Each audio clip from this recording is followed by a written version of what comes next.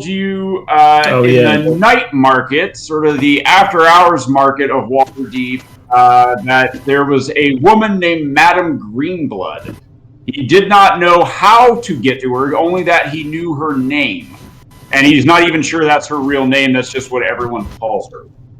Okay. And I got inspiration. And you got inspiration. You know, people like me. Yeah, that's why.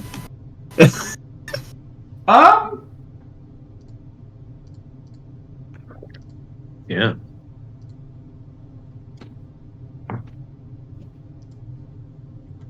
I believe the missing pages are in someone's possession right now. I think they're in mine possession still, aren't they? I believe so. Yeah. So the question is the what was the guy's name? The giant dragon in the elemental plane of fire. What was his name? A Shardalon. A Shardalon. The question is he the kind to just sort of accept the book and, you know, maybe we'll live, or do you think he'll reward us in some other way that is maybe beneficial to us? What we know about red dragons is they love giving away treasure. Mm-hmm. Huge fans of just giving stuff away. Yeah. Okay. Especially nigh immortal, demigod-like, possibly insane red dragons. Who are possessed by a demon. Technically not possessed by a demon. He has a Baelor for a heart. So is he like wheeling it in there, or like how's that work? You can ask a Shardalon the next time you see him. Yeah. Because they like giving out personal details to random people. You keep him talking, and we'll head to the dimensional portal out of there. That's legit. You ask him for the name of his cardiologist, and he daddle. Hey, you did that to yourself? Yeah. All right. All right. Let's go ahead and get started. Oh, also, Boomer and Nico. Yeah. You guys. Just 1 second. Oh, I was heading to the Zentarum, right? Yeah. Yeah, that's right.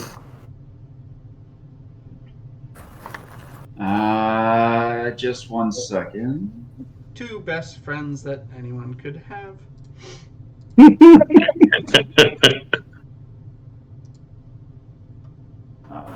With friends like us. Who needs friends? Who needs legs? Oh. Wow. Going back to there, are we?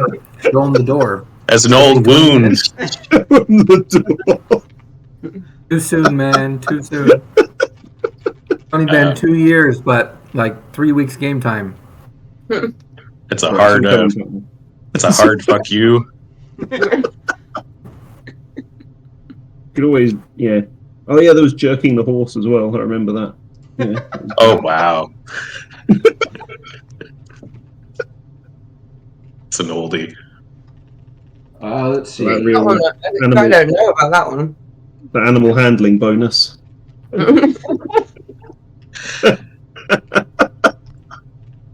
Yeah, it was like I was doing animal handling on like talking to this horse, and Ed tossed in like oh yeah, you rolled so well, like you just jerked the horse off. You said you wanted to like jerk it down or something, and you were trying to you were trying to use your strength to give you a bonus on animal handling.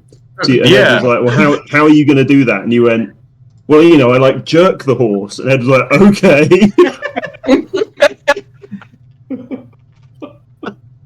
Good times. Good times. Yeah, didn't you rip it in half? No. No, the horse had a great time. Is what I remember. Oh yeah, that's right. Just gave that horse a handy. That's funny. As Ed goes, see that plumb bob? That plumb bob right over there? That's the horse.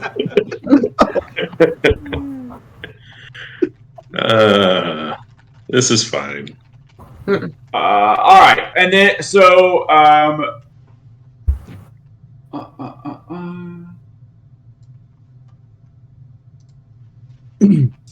yeah, okay. So you were about to give me and Boomer some news. Yeah, you and Boomer are not feeling very well after escaping the where you were down in the Xanathar's lair there. After you met those things that exploded and spewed the gas spores everywhere. The poison goo spore things. Okay. Yeah. Feeling a little peaky. Yeah. Were they the things that look like Mario mushrooms? The Mario The mushrooms. easy solution to that is drink more. Yeah, I'm sure it will. I just need to make my body inhospitable enough for the spores. Blood alcohol content 15% and rising. Yeah, so you and Boomer don't feel super good. All right, so let's go ahead and start with Nico and Gaston.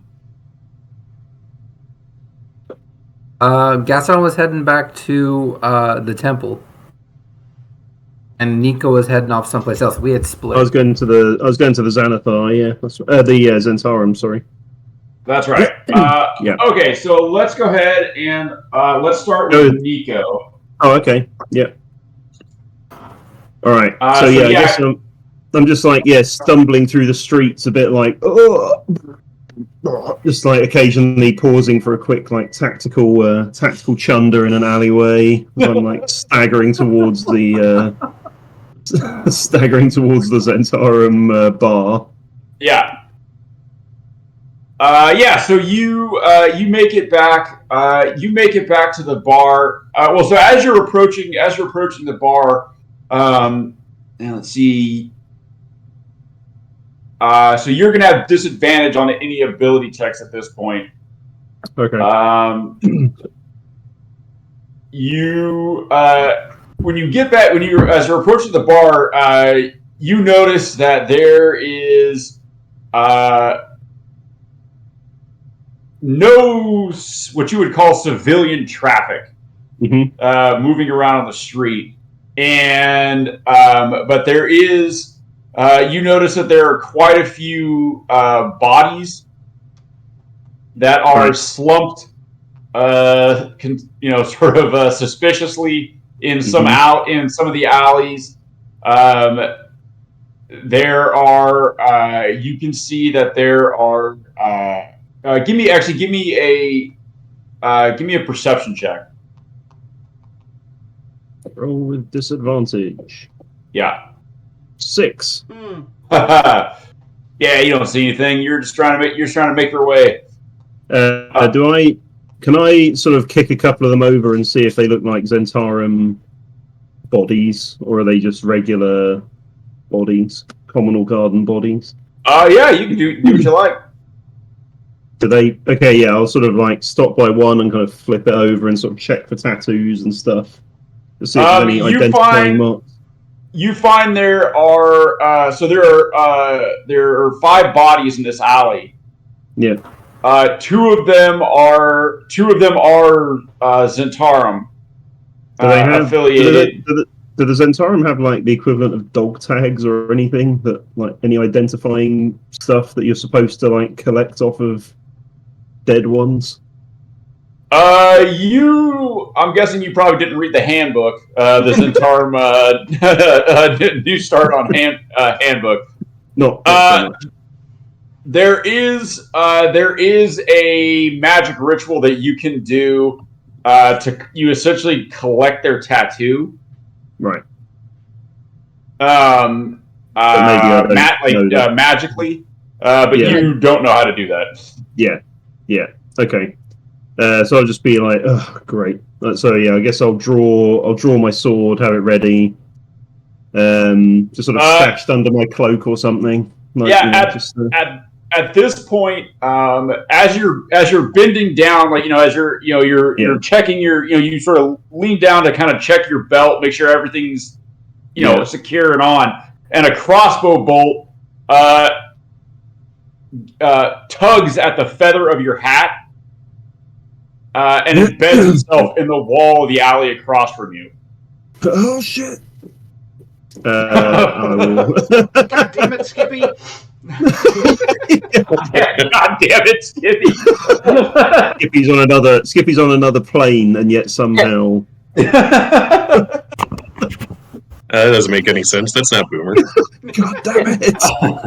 I'm just going to start running for the bar. Like, screw it, I'm out. Yeah, you hear what sounds like at least 2 sets of footsteps drop down behind you in the alleyway and give chase. Go ahead and roll a D4 for me. D4.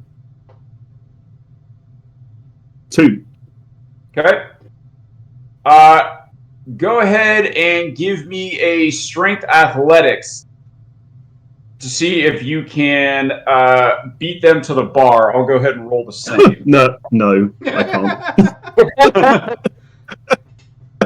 I'm like, still feeling pretty rough, I think. Advantage or disadvantage wouldn't have helped much. Yeah. They rolled a 14. So, so they start to gate on you. You can hear them behind you. You can feel one of them like kind of grab the back of your coat. He doesn't manage to get a good grip, but you can feel it tug. Go ahead and give me another strength athletics check. Could I like let off a couple of eldritch blasts just blindly behind me? Yeah. Just like ah. Go ahead and give me an attack at disadvantage.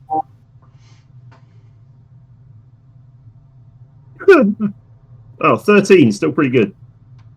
Yeah, not bad. Not good enough, but not bad. And then go ahead and give me another one.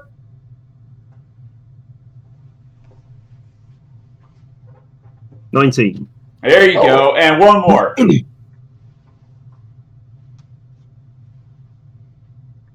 Oh, I rolled a 1. Way to go, Oh, jeez. You blow yourself back. Oh, shit. Like, I managed to shoot myself in the foot or something, or blow a chunk out of the ground underneath me. Target yourself with Eldritch Blast? Does it have to be another creature? Just put your hand on your own ass and let it go. I was just like, just like managed to forget that there was going to be 3 bolts and already brought my hand forward. Shot yourself. Went to adjust my hat and like shot myself in the face. All right. So you managed to blast one of them back, but you stumble. You hit. You trip yourself up with that last blast. Is a wave of nausea courses through you because of the sick. Like you shoot off 2 and then you go to vomit. You're like, oh shit. I would like to suggest that Nico gets advantage for vomiting. Historically, he is quite practiced. I'm proficient in vomiting. Go ahead and give me another. Give me another strength athletics. Okay. Double 20. No. 5. Wow. The last guy, you feel a hand grab your coat, and he jerks you back. Oh, he jerks him back. Yeah. He jerks you back and spins you around, and he says, "Where are you going, Zent scum?" Go ahead and roll initiative for me. Yeah. Say, same place as you, but you're going to get there first. At disadvantage. At disadvantage, okay. 14. Yeah, so even despite the fact that you are sick, you actually are ready because you sort of knew this was coming. You are going to go first. All right. And you can see the guy that you Eldritch Blast is getting up and moving towards you. So if we just an alley, how far away from the bar are we? You are you're probably like 30 feet from the door. Okay, yeah, I'm just gonna within a movement from the door. Yeah. So I'm just gonna pack a couple of Eldritch Blasts into my hands and just sort of double fist punch this guy in the face with a couple of Eldritch Blasts, knock him back 20 feet. Go ahead and give me an attack at disadvantage. Yeah. First one, 13. Miss? Miss. Second one, 19. There you go. So he goes flying back down the alleyway. Yeah, so you hit him and he gets back, what, 20 feet? 10 feet. 10 feet, yeah, you hit him and he goes stumbling back 10 feet. And then go ahead and roll damage. Oh yeah, I was going to say I was going to hit him again. I get 3, so I was going to hit him again. Yeah. I'll take 4. Okay, and then the last one? Last one, I'm going to hit the guy. Yeah, the same guy I hit a second ago. I'm going to try and knock him back on his ass again. Yeah. If I can hit him. 21. Yeah, there we go. Ooh, yeah, there you go. And he'll take. I will. You have a choice. Yep. You can forego damage. Yep. And have him fall back on the guy that's getting up. Oh yeah, I'll totally do that. All right, yeah. So you forego the damage. You blast him back, and he stumbles back, and the other guy gets up and starts to move forward. He collides with him, and they both sort of go down in a heap. Yeah. And then as my bonus action, I will cunningly dash to the door. And then can I sort of fall backwards through the door going, you you get to the door. You get to the door, and it opens without you actually opening it. You just sort of leap back. You're running. You turn. You leap backwards. The door opens, and you're just all. Yeah. Tell those guys to jog on, and you fall back through the door. Before the door closes, you see the old man that was behind the counter lift the largest crossbow you have ever seen. You're not super sure how he's able to hold this. He's got wicked case of old man strength. This is more like a ballista than a crossbow. Yeah, and he puts this thing to his shoulder, pulls the trigger, and it launches him back 10 feet. But this massive spear goes flying out of this thing and impales one of the guys, and then the door slams shut. Nice. I'm going to sort of stand up and go, huh, that looked pretty cool, right? And then just vomit on the floor. Don't suppose there's a doctor in the house, is there? He stands up. He stands up and brushes himself. He stands up and brushes himself off, and he stows this scorpion, this shoulder-mounted scorpion under the bar, under the desk, and he says, Master Koska, the man of the hour. Yes. I take it word of our success has preceded us. He says, yes, you have caused quite a stir. We did not expect you to actually eliminate the Xanathar while you were down there. Well, it seemed a waste to leave without finishing the job. So just thought we'd do some tidying up on the way out. He says, of course, we have doctors in-house. They are tending to a few of our casualties. Master Starsong we'll see you now. And he pushes the button on underneath the counter, and you feel that sense of rotation again in the room. And he opens up the coat closet there, and of course it opens up into the lavish Zentaran bar that you saw before. But it has transformed. It looks a little bit more like a triage ward. As that there are several agents that are laid up on tables and being tended to by various levels of physicians / magical healers. So yeah, I'll sort of go through, but as I go through, I'll sort of tip my hat to the old man and say, it's one hell of a shot you've got on you there. Like you have to give me some tips sometime. Catherine's never let me down.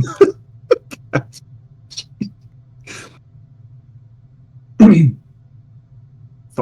proceed into this makeshift trauma ward, and there's a smell of blood and feces, and you can hear men and women crying out in pain as healers rush around to heal various physical and magical wounds.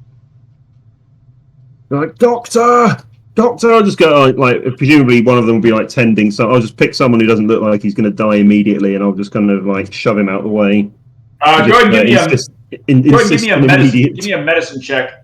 Insist on immediate treatment. Give me a medicine check at disadvantage. Yeah. You find a guy. Yeah, he's probably gonna be fine. I mean, his organs could probably use a bit of airing out anyway.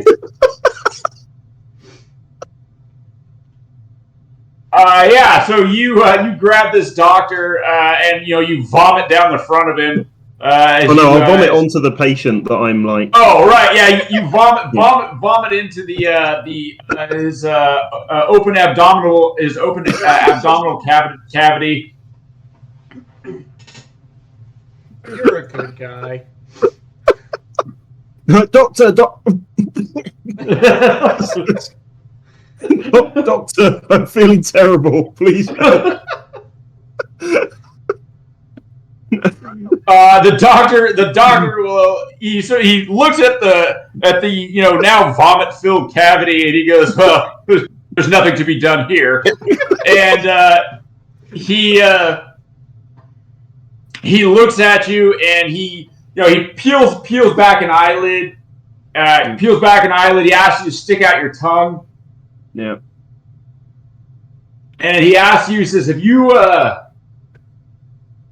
been around the undead recently?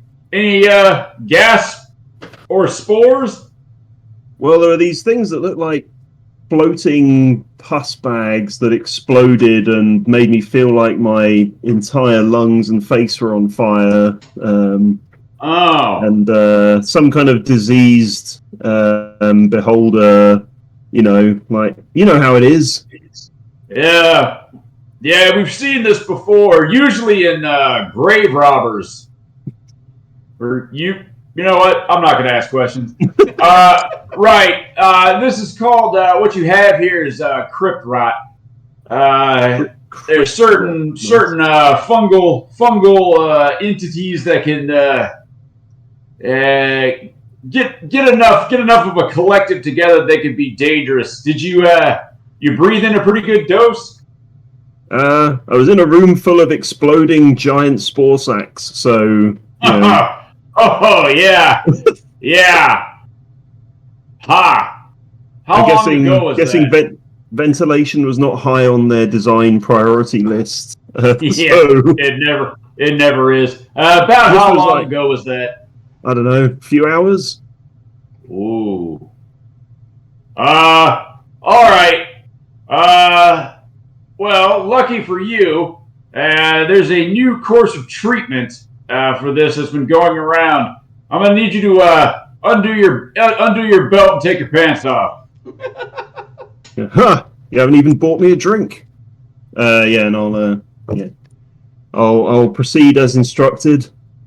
He says, "Go ahead and bend over this corpse here." Corpse? He's not. Oh, I'm just gonna roll him off the bed. Vomit spills out of his open abdominal cavity. The organs sort of flop around the ground. Blood splashes when he hits. Yeah, you never know when death's going to come for you, I suppose. Bend over the. You bend over and he goes. Yeah, prepare to feel the icy fingers, and you feel something enter you. Is it more or less gentle than Skippy? Surprisingly very similar. It seems that this course of medical treatment may have been catching on. It's difficult to say. Amazing. The world. And the physician, you feel this icy cold sort of flood through your insides. Kind of bottom up, and as it moves through you, you feel it, kind of move up through your stomach and up into your chest, and you are just hit with this massive racking attack of coughing. It feels like you're trying to cough up one of your own lungs. I'll probably be coughing over the patient in the next bed, right? Who's been, splattered with the organs of the other guy. And you, as you begin to cough harder and harder, the physician, you feel and whatever it was that was in you is out of you, and the physician goes, "Oh, nope," and he grabs your head and shoves it into a bucket of water as you cough. And you cough up. You feel something leave your lungs, it feels like the lining of your lungs is being ripped out, and you cough this one final massive cough, and then he yanks your head up out of the bucket, and you look into the bucket, and the water has turned completely black.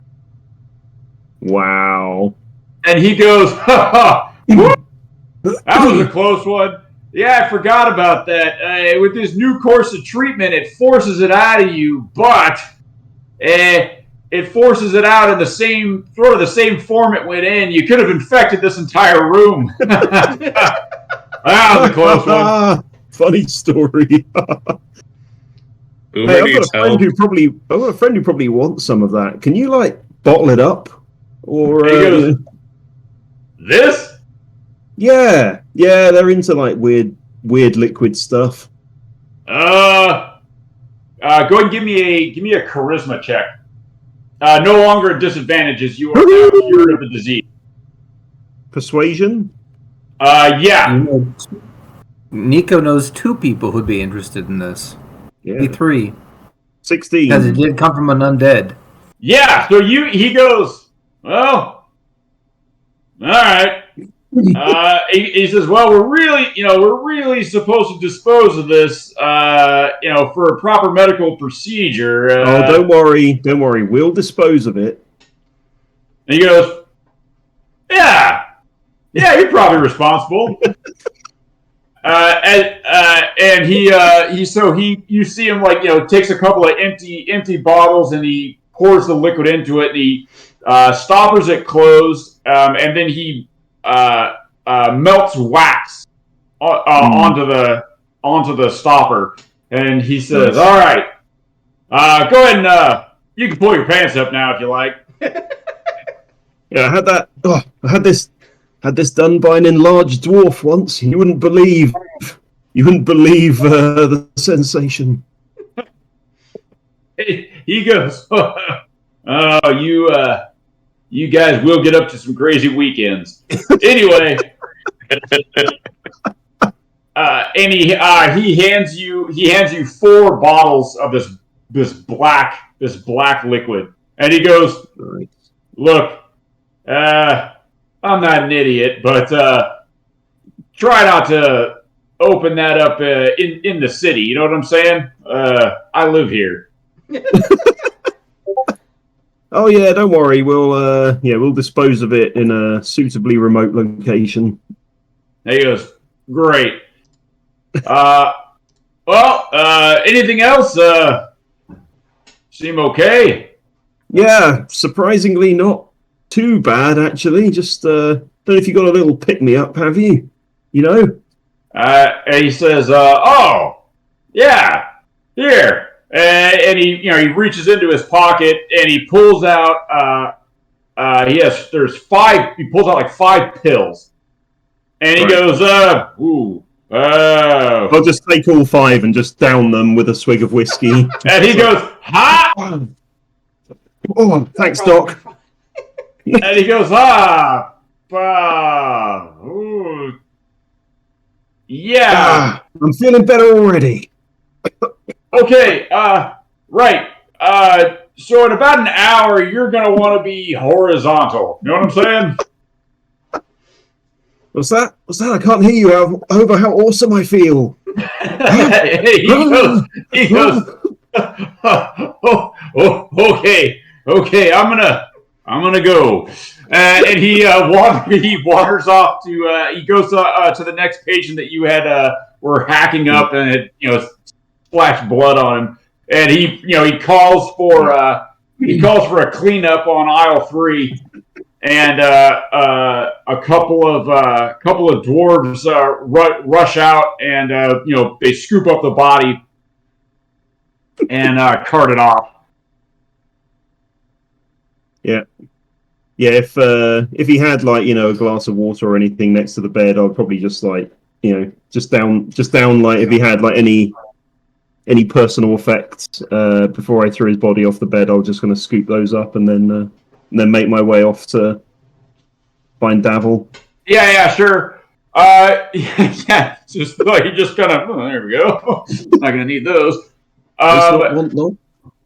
Yeah, so you head over back towards the bar, and you see Davil is leaned over a table near the bar with a couple other important-looking men and women, and they're pointing at a map, and you can see it looks like Waterdeep. I'll come and just slump onto a bar chair and put my feet up on the bar. You're like, "What's going on, Davil? Long time no see." He looks up and you see he's got an irritated look on his face, and then he sees who it is, and he goes, "Ha ha, Nico. You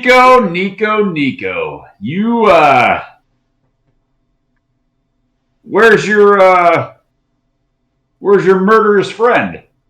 He's probably off killing something. It's okay. Don't worry, he'll be along. I bet. My God. You guys did a number down there. So I take it and he's kind of looking at you, and he goes, Where's the head?" The head is currently buried inside a large purple worm monster. Huh. Purple worm? Yeah, it's something to do with the illithid. Wait, what? Oh, yeah. Oh, did we not mention that? Oh, it's a great story. You're going to love it. Apart from how it may destroy the entire city. However, I believe I was there when Gaston started the Holy War. Yeah. So apparently there's a couple of thousand super tooled up druid guys who are going to go and have taken exception to the idea of there being giant illithid worms crawling around under the city. Helmites. Wait, the Helmites. Why are there druids? Yeah, the Helmites. You know these guys? Oh, those assholes! No, they're not druids, man. Druids are hippies. Yeah, these those guys assholes seem are militant, zealots. Yeah, these guys seem to think a lot of themselves. Anyway, they're off to go and sacrifice their lives destroy the great evil, whatever. But good news, they have sent a couple of thousand of them south, out of the city as well. They're gearing up for some big expedition. Huh. Good to know. Chaos breeds opportunity. Exactly my thoughts. That's why I came straight here. He says, excellent. So, I take it Black Falcon is no more? Yes. I've never felt quite so good about murdering someone before. There was a definite sense of satisfaction seeing him get devoured by a giant, hideous monster. Wow, it looks like you made it out unscathed then. So, no loss down there? How about a drink, eh? I think feeling a bit thirsty. Of course, where are my manners? And he looks up at the construct behind the bar, and he says, "Hey, give me something from the top shelf for Duke Casca here, who apparently has rid us of the Zentarum, rid us of the Xanathar's Guild, and our little defector."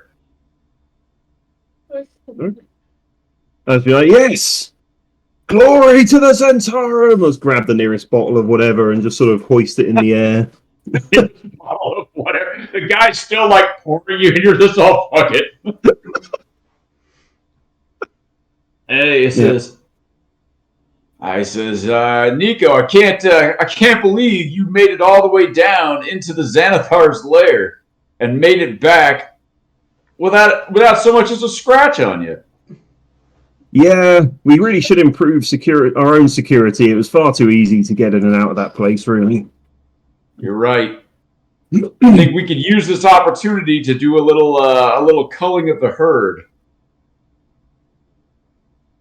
We need to make sure we don't have any weak links in our own chain, you know? Oh yeah.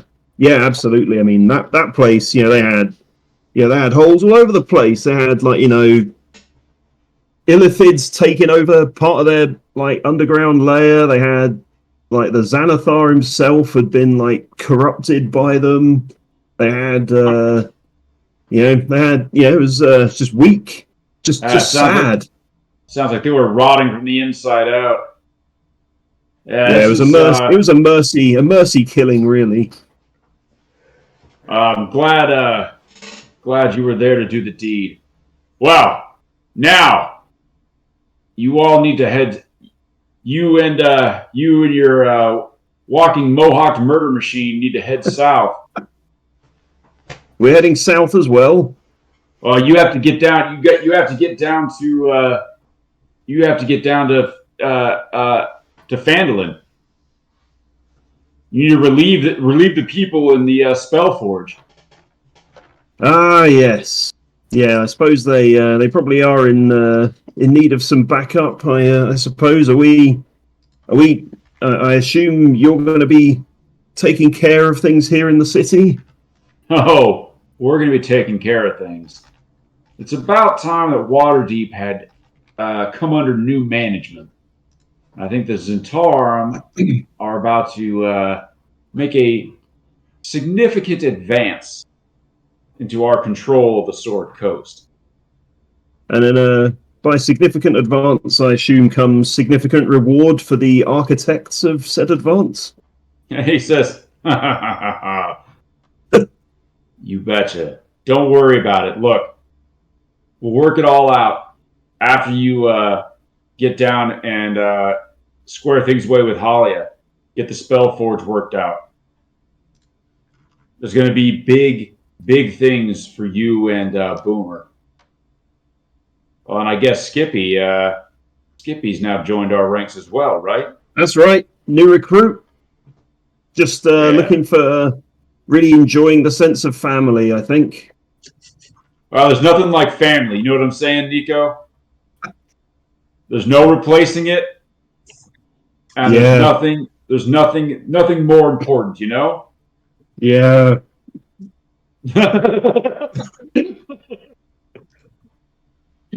It's like, just staring off into the distance, like, yeah. Just a 500-yard stare. Yeah. He says, "All right, hey, you go ahead and enjoy that. Rest up here if you want." And then, you're gonna introduce me to. Says, "Oh yeah, come on over." And he will. Hold on a second, let me bring out what I have here. Go.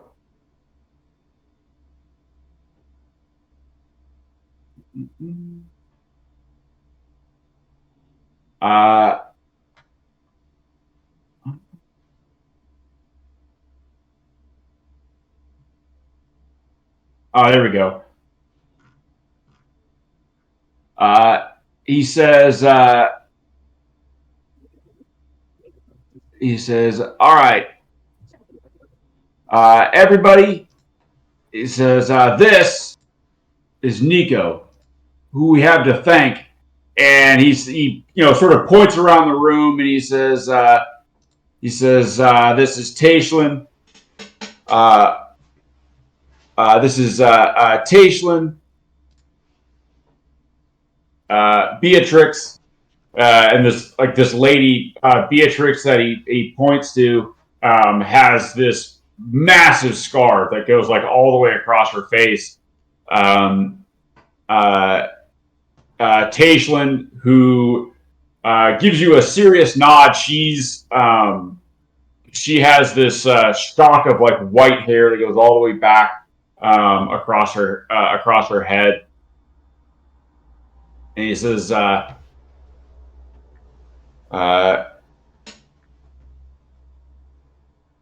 the other? Oh, there we go. And he says, and this. Oh, sorry. This is Nessip, and this a tall, dark-skinned guy who has he's missing his left arm. And the last individual at the table, he says, and that over there is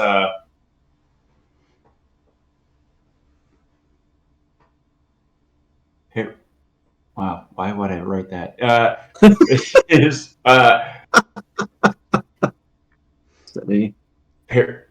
Herishk? Perished, and this is a dwarf, like a sort of a dusky skinned dwarf. Gives you a nod and he smiles at you, and you see his incisors look like they're made of jade. Nice. And it says, "This is my war council. They're helping me to organize our efforts and sort of help to quell the chaos and make sure the Zentarum come out where they belong, on top." Well, great to meet you all. You know, I'm been a bit beaten up out there, a bit missing the simple pleasures. How about we get to know each other over a nice simple game of dice? They look at you, and Dal says, "Hey, maybe another time, Nico. We're a little bit busy at the moment." Yeah, I understand. I'm sure someone around here is in need of some distraction. He says, "Absolutely. Hey, look, these guys over here that." He points onto one wall where there's no doctors, but there's a few what looks like probably like nurses that are moving around and making sure they're okay, but they seem to be pretty stable. He says, "Yeah, anybody over here could probably use something to take their mind off the situation, you know." Yeah, why not? I'm sure I'll make some new friends. I'm such a likable guy. I'll just sort of give one of them a punch on the arm and say, right, well, you guys give me a shout if you need any more invincible enemies defeating. I'll be right back. Hell yeah! They all, they give you various nods, and some of them smile at you, and some of them just sort of look at you deadpan. Then they go back to the map of Waterdeep. Yeah, excellent. Well, over to you, Gaston. All right, let's go to Gaston, who is heading back to the temple. Yeah. Well, technically heading to the temple, since we went to the Helmites kind of first. Yep. So you are heading to the Temple of Ogma? Absolutely. Okay. I have some stories to tell that we should probably get some people out looking at the situation, because it's not what it used to be. So you go to you head towards the Temple of Ogma, and you can see that the normally open doors are closed, and there are a few guards out front. Hopefully they're mercenaries that were hired with my money? Yeah. Excellent. And, as you approach, you can see that the mercenaries are all clad in various shades of what looks like black leather. And they have, some of them have what looks like a flying serpent emblem on their some of them have it on their vests, and some of them have it on shields. Alrighty. Oh, guards! Who are you, gentlemen? One of them steps forward. It's a lady. And she says, "Oh, sorry, sir, ma'am." And they say, "We've been hired to protect the library and the Temple of Ogma. Who are you?" Oh, Ogma bless you. Thank you. Thank you. What organization do you work with? I don't recognize the symbol. We're working for the Temple of Ogma. No, the symbol, the snaky thingy. What is the name of your organization? She looks at, she says, "We, of course, represent the Zentarum Security. We represent the Zentarum Security Consortium." We are the Zentarum Guild. Sorry, I had this lollipop guild thing pop into my head thinking of these people. Gaston, whip out some notes. Name from like the Wagner Group or something. I appreciate your organization being willing to work with the Temple of Ogma, protect us in these trying times, considering the current situation in the city. Just to let you know, you may see large forces from the Temple of Helm wandering around, maybe in groups of several hundred, possibly thousands, and try not to interfere with them. They seem to be very touchy at the moment.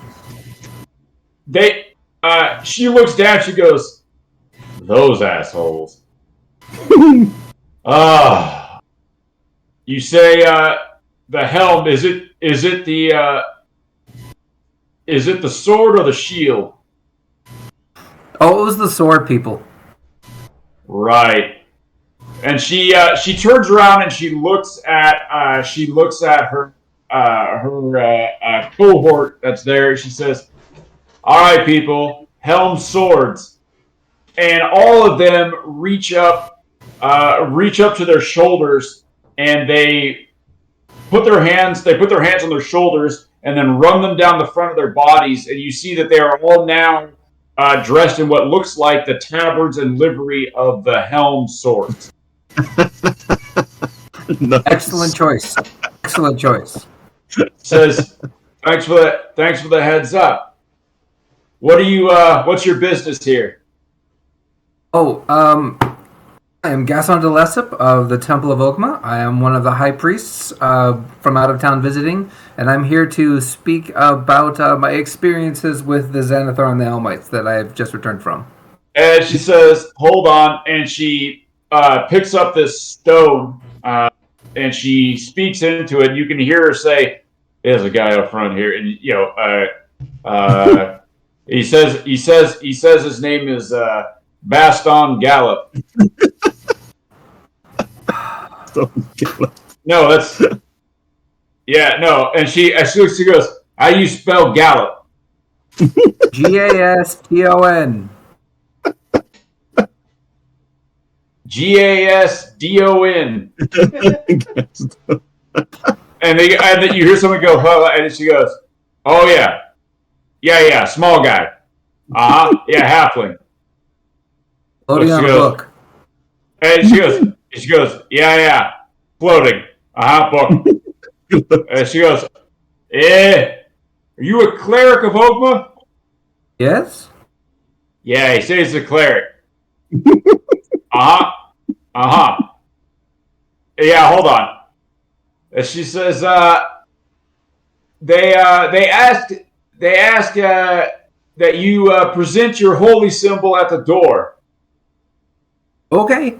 And so they split and allow you to go forward, but all of them have their hands on their weapons as you move towards the door. I admire your perspicacity. You present your holy symbol at the door. The scroll and quill of Ogma appear emblazoned upon the door, and the doors swing open. They say, "My apologies, Mr. Gallup. Please proceed inside." And again, thank you for the tip about the Hellmites. Yeah, my pleasure. If you have more capable men like yourselves, you may want to bring them, because I believe that there will be risks and danger abounding shortly. And I'd rather you not just be the pair of you out here should the forces inimical to our wonderful library here come to burn it down again. She says, "Yeah, you're probably right. I'll get a few more over here. We'll make sure this holds tight. I mean, the money's good, so why not?" You know, there are very few things worth dying for more than money. She goes, "You got that right, giddy up. All right. You head on inside and have yourself a nice day." Gaston will float about 6 feet, pause and turn and goes, "What time do you get off tonight?" And she turns and looks at you. She goes, I guess that's up to you, isn't it? Ooh. Excellent. Yeah. And Gaston goes directly in. To Gaston. And as you're floating in, like right before the doors close, she turns to her friend and she says, No. The little ones are pretty amazing. I mean, they're pretty much like all dick. And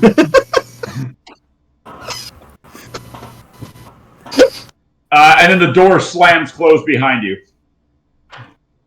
Yep.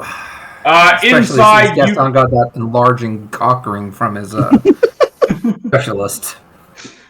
He's like, no. I mean, he's pretty much just he's just a dick with a halfling hanging on. So many ex-wives. So you head in. You come into the Temple of Ogma, into the Grand Library, and you can see that there are several of the librarians are running around and they are warding the books. So that they warding the books against possible damage or theft or what have you.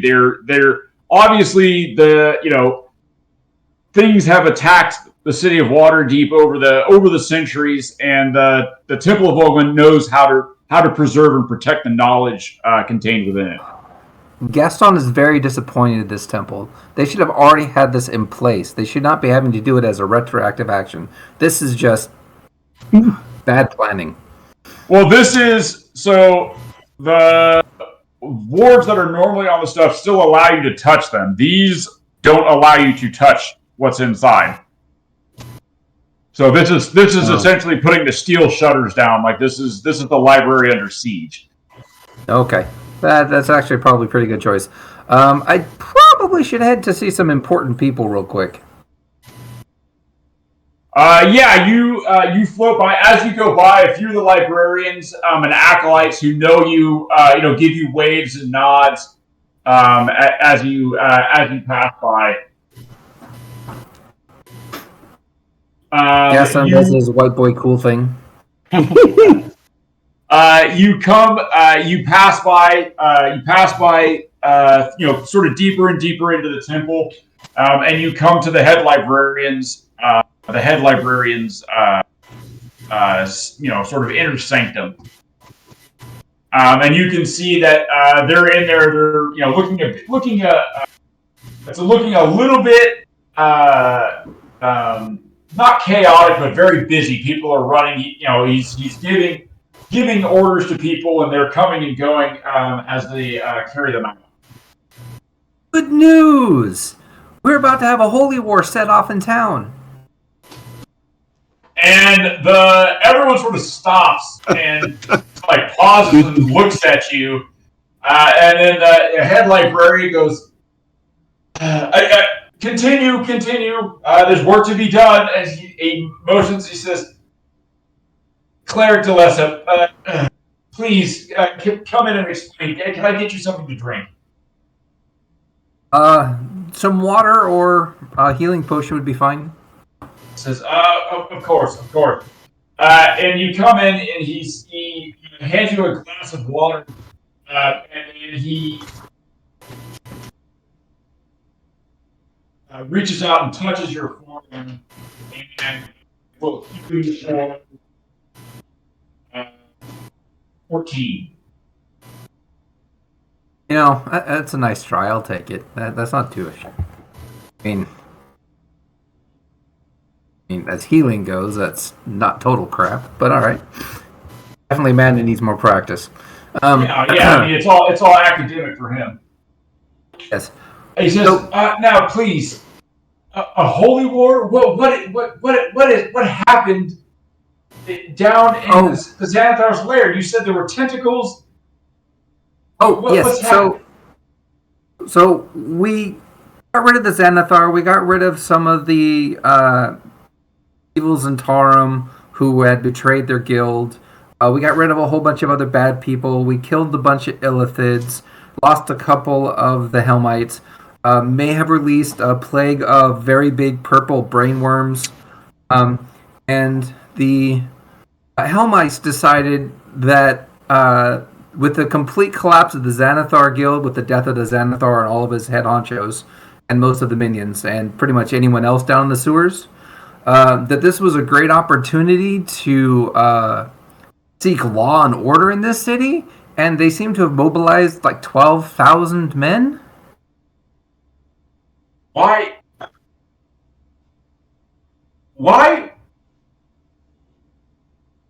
Oh, God. Okay, well, it sounds like things are about to get very interesting. I think so, too. If we can send some people out there to start taking notes and, really documenting how the changes of the city are occurring as they're occurring, I think this is a great opportunity to record history in the making. Of course, we will have to document the whole thing. We may be the only ones left. Of course. I will assign watchers to go out into the city. Those skilled in staying neutral and unseen as they observe. We also have those that can use to go out and observe without putting themselves in harm's way. We are at interesting times. Why are those who follow Helm? Why have they decided to impose Helm's will on the entire city?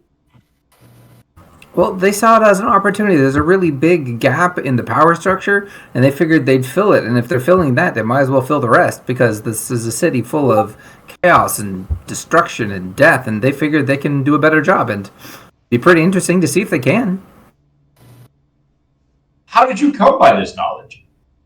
Oh, I was bringing back the injured members back to their temple safely, Uh-huh. and I heard the conversation before I came here. Conversation? Who are they talking to? The injured members and the head of the swords? Well, they can be zealous. I'm sure the injured members probably embellished somewhat and spooked the head of their order. They were actually pretty accurate in their statements. I had very little to disagree with in their comments. As a matter of fact, if anything, they undersold the danger that was down there. In any case, this should be very interesting. This is not the first time the followers of Helm have tried something like this. Okay. Cleric Gillespie, of course, we are in your debt for bringing us this information. Please speak to one of the clerks on your way out and give a full accounting of your experiences down below this Anthropos Guild and with the Illithid. You must tell us everything in as much detail as you can. For the next 72 hours, possibly up to 2 weeks, in that room with the door closed. We'll bring you food and Did I just get shoved off in the corner? Please stop causing problems. No. He genuinely wants to know because there's not a whole lot of information on Illithid. He also asked you if you brought back any samples. No tentacles. No. That's unfortunate. Our anatomical models of them are somewhat incomplete. I can. Oh, trust me. The ones that are down there are also very incomplete. Well, followers of Helm will do that. All right. As will a very angry mohawked barbarian dwarf. Yes. Yes, they will do that. All right, please, see the cleric, give them a full accounting of what you've done. Are you staying with us for the duration, or what are your plans, Cleric Delessa? Well, I do need to go and contact one of my companions. I need to figure out where he's gone first, and then discuss with him a book we found down there, because, the knowledge is priceless. I'm not sure what's in it, but I'm sure it's priceless, because, all... Do you have the book with you? No, he has the book for safekeeping. Well, if you would like to... tell my story, I'll go find him and get the book. Very good. Yes, if you'd like to store the book here, of course, this would be the safest place for it. But it has a purpose first, and when we're done with that, we'll bring it back. No, actually, that's the book I have to give to the Red Dragon.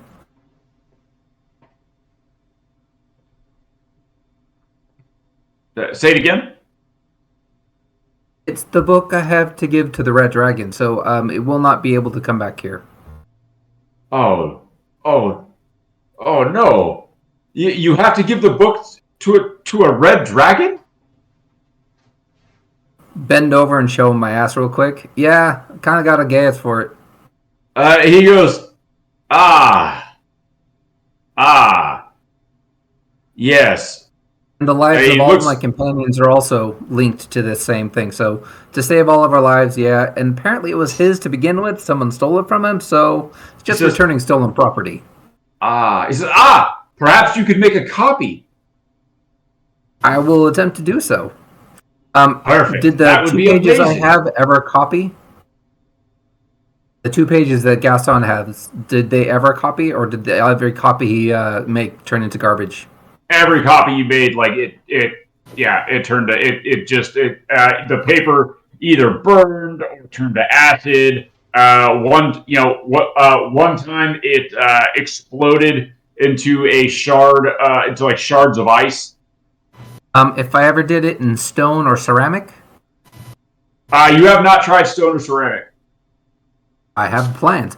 Do you happen to have maybe some tablets I can carve into? Because attempting to transcribe this into parchment or vellum or paper has all ended poorly. Yes, I think if you see... who is... I think if you see Caleb, he will be over in the southwest corner. He is in charge of our tablet preservation and any stone carvings or stone works. He should have something for you. Is the one with the firm heart-shaped buttocks? And he says, "That's the one."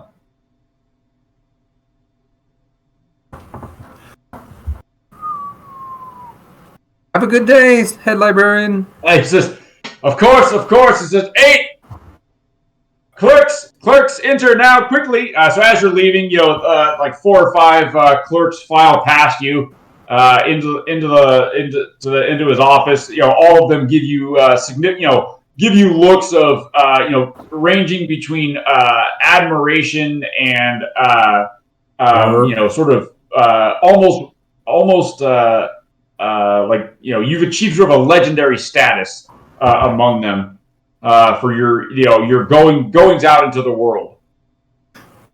All right, so I'm going to go grab a couple pieces of stone and try to write a couple of the lines in it, see what happens to the stone. Like, does it blow up? You put it in as you chisel a couple of lines into the stone, and as you do, the stone attempts to bite you. Go ahead and give me a dexterity saving throw. Yeah, that's like I'm key. Dexterity saving throws. I mean, 7.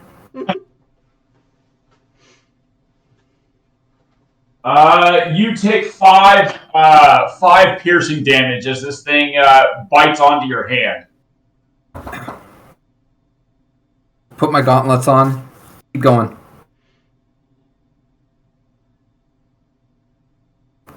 You attempt to continue riding into the stone? I put on steel gauntlets and then continue going, yes. Yeah. See if the guy can help me tie it down so it doesn't bite me so much. Yeah, the guy's trying to help you hold it down as you continue to carve into the stone. You see the stone turns black and begins to grow legs. Huh. Could you do me a favor? Grab some random person crying in the corner. Can you go grab the head librarian real quick? I think you might need to see this. Yeah, they go running off. The head librarian, Caleb, is continuing to try to wrestle this thing. Arms start to pop out of the stone tomb. And you can see that it is starting to accumulate stone to it. And is getting bigger. Huh. Go ahead and roll initiative for me. Good job, Gaston. Is this thing demonic? Or is it just like a stone? I get like this crap is evil feeling off of it? Oh, yeah. Okay. No, it's a good black rock monster. This thing is... it has thrown Caleb off of it.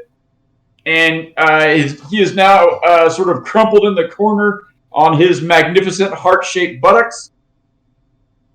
And save that for later, Caleb. This stone demon is now rising up in front of you, and is growing significantly in size. You are first in the initiative. What's around me in this room, so I know if I can like really blow shit up, or if I need to keep it small?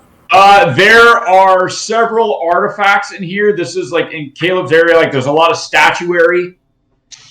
And there are stone tablets and a few like carvings and engravings that have been collected at the library that Caleb is that he has been sort of preserving and restoring. So this is something that channeling divinity wouldn't really help, right? Like turning would not be very effective in this thing. It is not undead, no. Yeah, it's kind of what I figured. Lame. Okay, let's start with a simple. I mean, keep it easy, keep it simple. I'm just going to go with spiritual weapon to begin with. Okay. And see if I can hit anything with it. Oh, go ahead and roll a D4 for me. A D4? Yeah.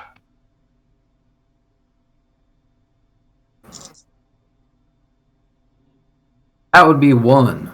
Okay. Yeah, so you hit with the spiritual weapon.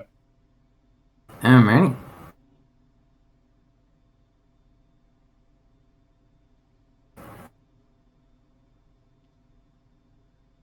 For the mighty 11. Yeah, your ruler whacks this thing, and some stone chips fly off of it. Oh, it's sturdier than I thought.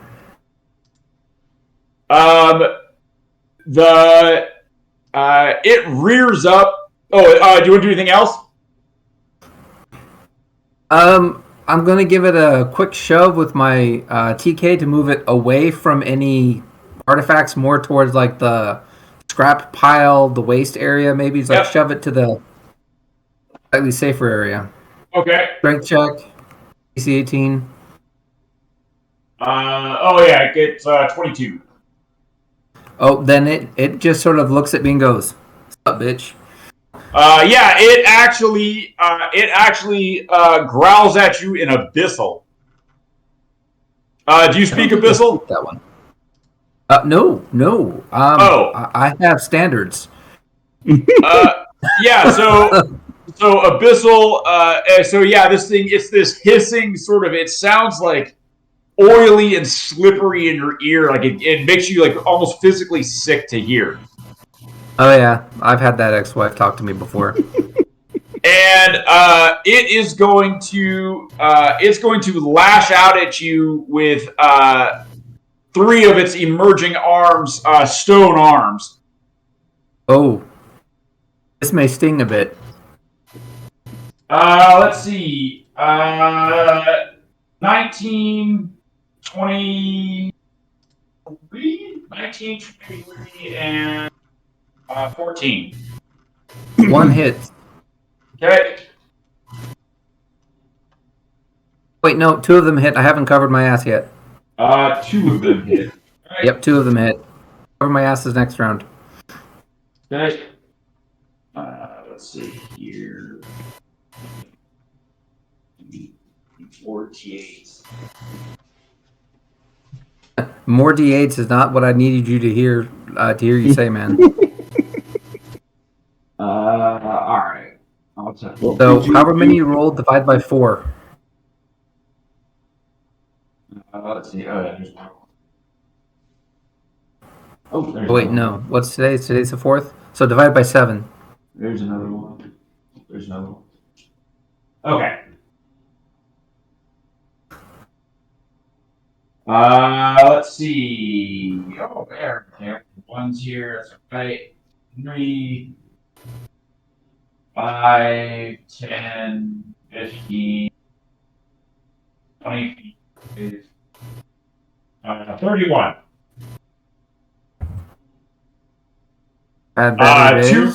Two stone fists slam into you for actually, so it's we'll say it's 15 bludgeoning damage. Mm-hmm. And 15 necrotic damage. Oh. Okay. That's awkward.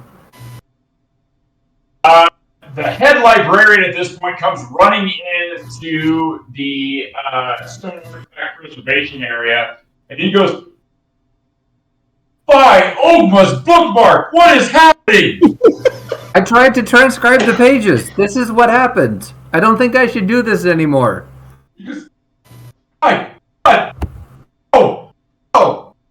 And he walks in and puts his hands together, and he speaks in primordial, and he calls on Ogma to banish this thing back to the abyss. And you see him move his hands in this complicated gesture, and a light comes down from above and bathes this thing in light, and you see the this black substance that was covering the stone sort of oozes off of it, and the stone crumbles to the ground. And the head librarian says, "I can't hold it forever. Cleric Delesef, if you could assist." Yeah, I could assist. So out of curiosity, glancing around, I can. What's within a 10-foot radius of the critter? Anything super dangerous or super fragile? Something we don't want to get rid of? Within 10 feet at this point, no. Okay, good. First things first, cover my ass and throw my floaty shield up. Yep, floaty shield is now activated. Yep. And then I'd like to drop a flame strike on it. Oh, yeah. Nice. So, alright, let's see, what is that? 8 dice 6.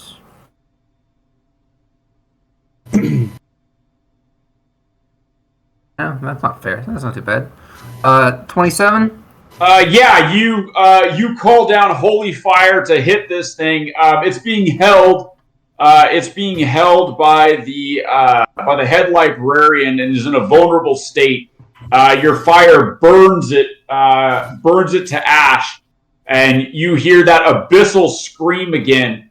And you see the head librarian vomits onto the floor.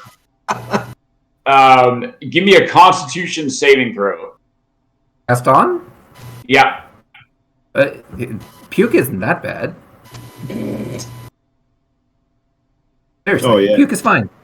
Yeah, the words that this thing says, because you don't understand it, it still makes you nauseous, but you don't actually vomit. All right. As the abyssal words echo throughout the stone restoration area, and this thing disappears back into the abyss, and the stone crumbles to the ground. Have my spiritual librarian continue to beat the area until it is out of time. Yep. Just pulverize. You pulverize those tablets into a fine powder. Excellent. The head librarian goes, "My, what manner of book is this?" One dealing with the abyss? It's how to send the abyssal creatures back to the abyss from this plane. Wait, what did this book look like? Describe the book to me. Show him a sketch. And he goes, "This is the Demonomicon." Yeah? You have found the Demonomicon? Yeah. Who has this book now? Oh, the party necromancer. Buddy of mine. Did I ever actually tell him I found it, or just told him I had something I needed to show him? I was in the room when you picked it up. You hadn't come back yet, had you? Yeah, he had. Okay. By the time it was there, yeah. He goes, the head librarian blanches visibly, like turns very, very pale. He goes, "The Demonomicon of Igwivel, That's the one. the witch Tasha, is in the hands of your necromancer? Yeah, he's a pretty cool guy. He's a follower of Osiris. Aha. Osiris came down, brought him back to life, and set him on a task. He got stuff to do. And he says, and you say this is the book that the dragon, the great worm Ashardalon, wants you to bring back to it? Yeah, he said it belonged to him and someone stole it, so we're returning it. Cleric Delesip, you cannot let this book fall into the claws of that monster. Actually, I'm not sure he's getting it or if he's giving it to his demon buddy. Neither of those is good. Neither of those is what we want. But it's on a completely different plane of existence. It won't mess with anything here. He's got it in the elemental plane of fire. Weren't the demons in a different plane of existence that are now here, Cleric Delesip? But we're going to use the book to send them back, and then we're going to give the book back to the dragon. Yeah, there's a process. Cleric Delesip, I cannot stress to you how dangerous that book is. Oh, don't worry, I'm not stressed. That book must either be destroyed or contained here in the temple. Yeah, I don't think this is probably the safest place for that book, considering the history of this temple.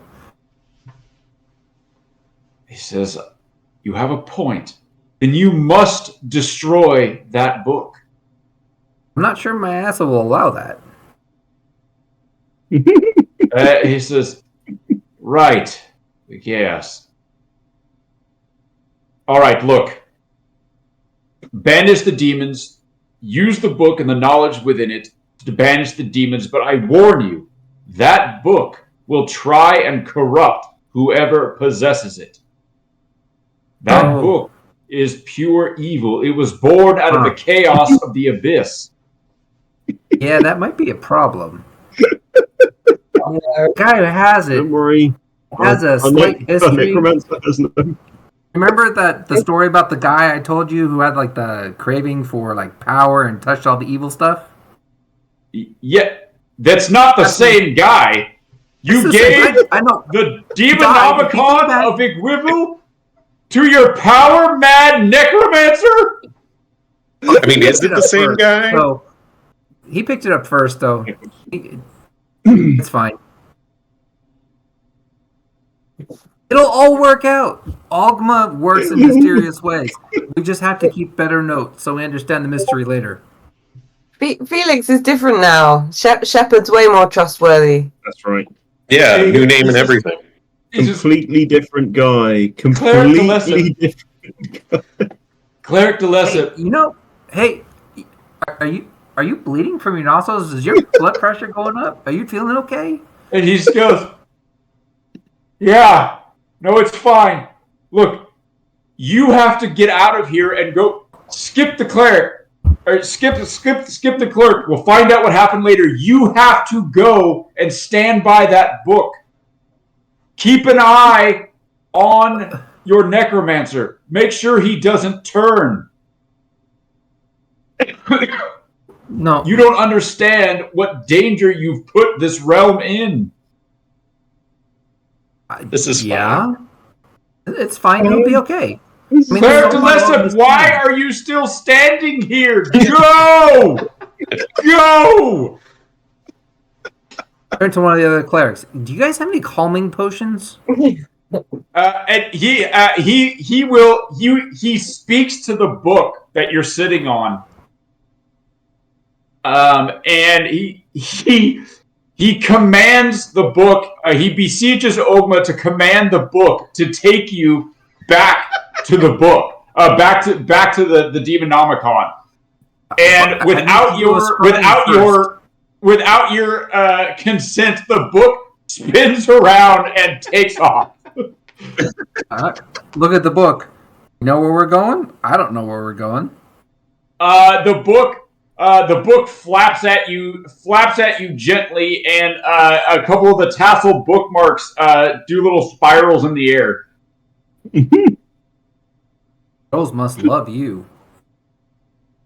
As we go out the front door, say to the guard lady, sir, plans changed.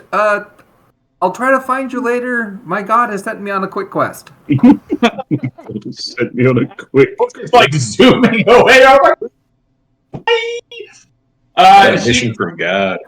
And she looks at you, and she calls after you, and she says, "I'm gonna hold you to that, little man.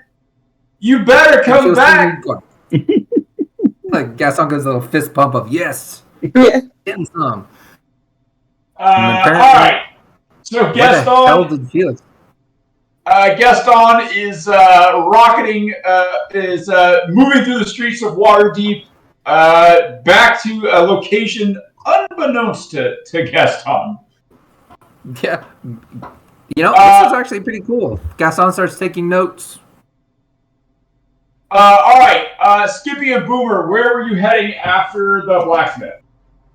But what time of day?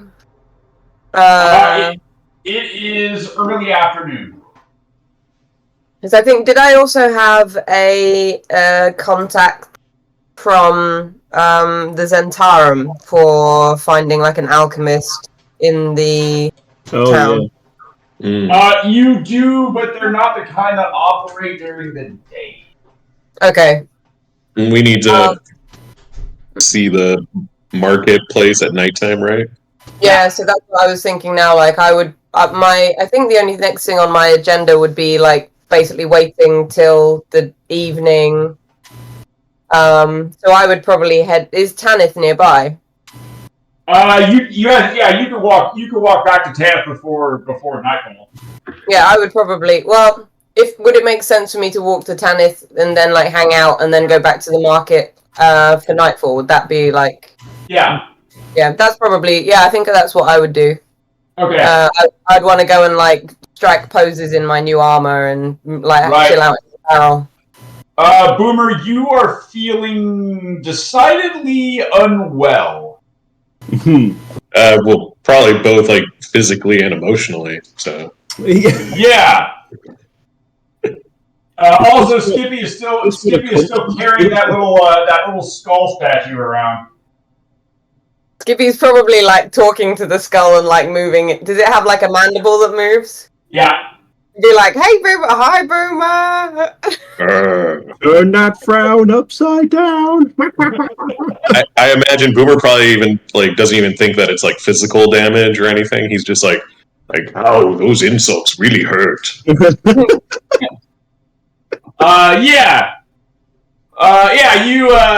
feeling pretty bad. Vomiting a little bit. I mean, like, I guess I would notice, right? Boomer, go ahead and give me. Boomer, do you try to hide? No, Boomer doesn't. Well, I don't know. Maybe. Yeah, Boomer will try and like act like he's feeling chipper and fine. All right, give me. Go ahead and give me a performance check. You got it.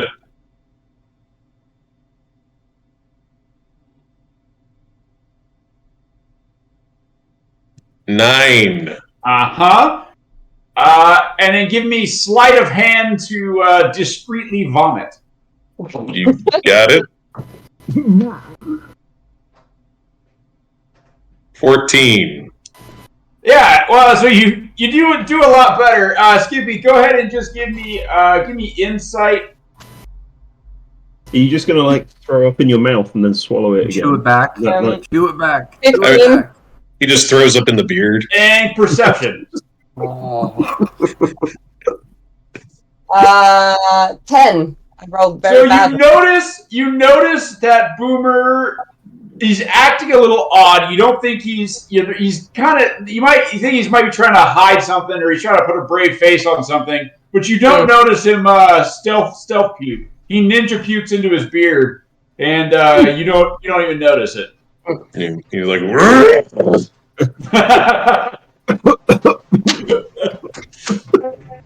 Hey, is everything okay? Like, What's that you over there? hungry? Should we make a stop somewhere for some food? Like, everything's fine. I'm strong. yeah. I didn't. Yeah. But I know. But you don't seem your usual self. And I'll get the skull and be like, "Are you feeling okay?"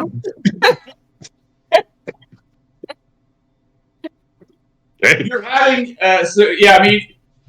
you actually have a pretty decent fever. You're rocking a pretty decent fever. You're having a hard time sort of distinguishing between what's real and what's not. So Skippy's like talking at you with this skull. It's bringing back flashbacks of when the skull talked to you. So you're like, oh, okay. It's a lot. Does Boomer look like different? Like he's Boomer is pale and sweating. Okay. I would be. I don't think I actually have any healing potions left. No, I don't have any. But I would probably think like he would need like hydrating or something. Yeah. But like water. Go ahead and give me a medicine check there, Skippy. Oh, I rolled a 1. Yeah, I mean, woo! Something's up. We gotta fix him. I don't know. Maybe water. Well, he's sweating, so maybe he's hot. Yeah, Boomer, do you feel warm? Like you don't look good, man. Like I feel great. I'm happy. How about we play a little game of I don't believe you, and I'm gonna see if I can make you feel even better. I respect your strength. What's the matter? You're not strong enough to feel better? I feel super great and strong. Nico, who's not here?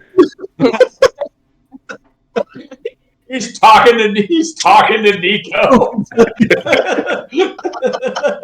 Shut up, Nico. There's no one here. Have I ever seen Boomer like? Because I think I would probably just think he's like hungry or like. Yeah, I mean, you've seen him with low blood sugar before. He acts pretty. He can act pretty weird. I think I would I think I would offer him if I've got any food. Like, Nico, you turned into a fish one time. Hey, Boomer, eat this. Or like. I'm not eating a fish. That's Nico. No, it's not a fish. Bit of delirium creeping in there. What does it look like to me? What did you hand him? I just grabbed something from my like ration pack, so it would have been something simple like. Some like hardtack. Yeah. So Boomer, she hands you.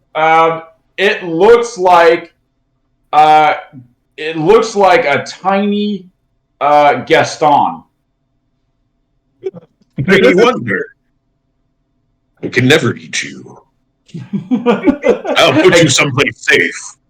And so Boomer takes the hardtack and just sort of tucks it down in his second beard.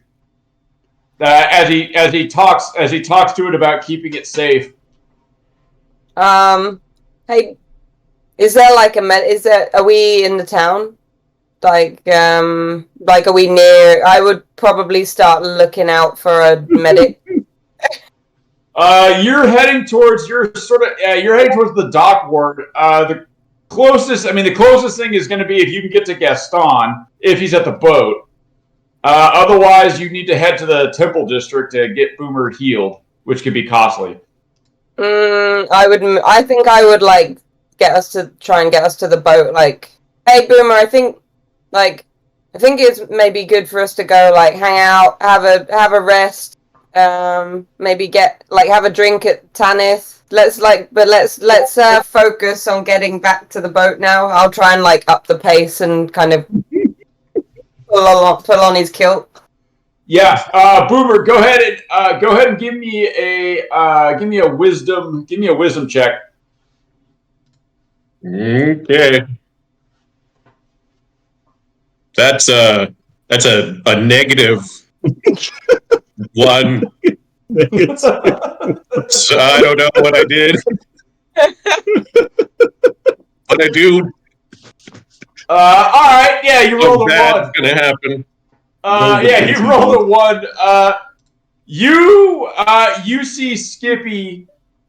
Skippy begins to morph and change in front of you. Skippy is no longer Skippy, and has now transformed into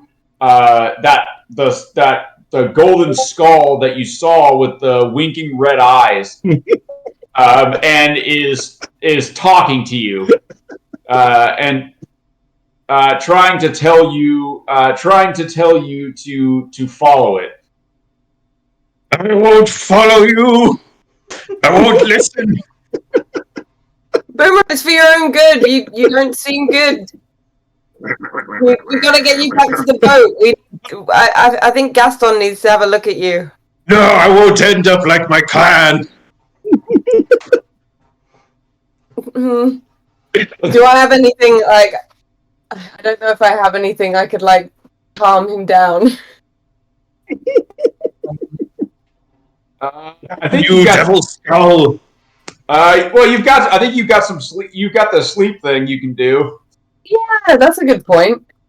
Yeah, I think I have that. I think I do have that equipped actually. The knockout gas. Yeah. Yeah. I think I only have it on. I have it on first level. But I guess I could. Can I try and administer it Skippy style? Maybe that would be more effective. Yeah, you want to go ahead and just set that fogger off internally? But then if I knock him out, I'm not going to be able to move him. You're going to have to drag him. No. I think I'm going to try. What I'll try and do is, I guess I noticed that he's not seeing like that the world is slightly different to him. So I think I might try to get him to like run after me and just be like, Boomer, I bet like you can't keep up with me, and just like start running off and running towards well, like I don't think you're strong enough to keep up with me. What? Start like jumping. I'll use the boots to like just do like as big jumps as I can.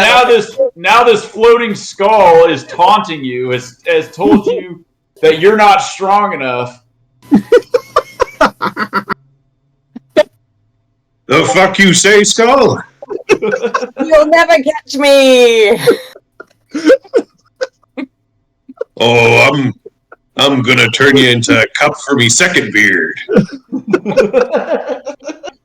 Alright, I'm coming after you. You're a really fast skull, so you're really lucky. Boomer begins lurching and stumbling after you, Skippy, as you sort of hopping just ahead to keep him following. Mm-hmm. I'll just keep it up. Yeah, you got to stop a couple of times to let him he's kind of bumping on the ground. Like, oh my god, that's the fastest skull in the world. Anyone else taste copper? At one point, Azkern stops beside you and encourages you. You can do it, buddy. You're fast. You're fast like me. Azkern in like a tracksuit, like a headband on. Yeah. And then at another point, at another point, a pair of severed legs run next to you. Oh, God damn it. In heels. And they just a pair of severed legs like run by you, and they have like a little number, and they chase up after the skull. I didn't mean to.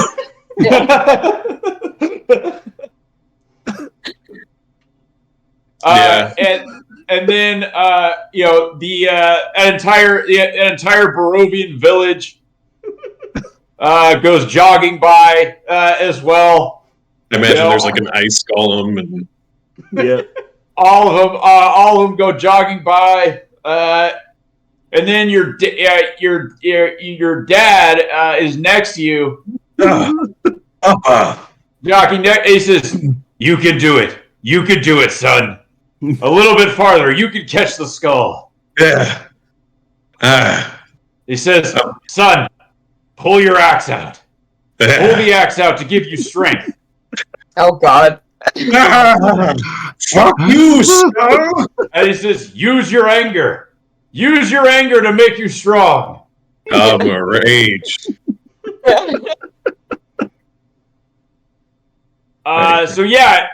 Using your rage to burn through some of the fog. Oh, that's my last rage. Fuck. Yeah. You are now able to clearly focus on the skull, and some of your fatigue melts away. That's gonna be a scary sight. He says, and your dad says, "Now's your chance. Now's your chance, son. Smash that skull." I really hope no one from the blacksmith shop is like watching this. Just like. Yeah, the blacksmith's got his family just waiting for the carriage to turn up to take them out of the city. He sees Skippy like running past. You'll never catch me. just talking to himself. Wielding I'm gonna shout at your skull. Yes, Papa. I'm gonna get that skull. All right, Skippy. You turn around to make sure Boomer is still following you. To kind of go, "Okay, Boomer," and you see Boomer leaping at you with his axe raised over his head. Boomer, go ahead and give me an attack roll against Skippy. Crit.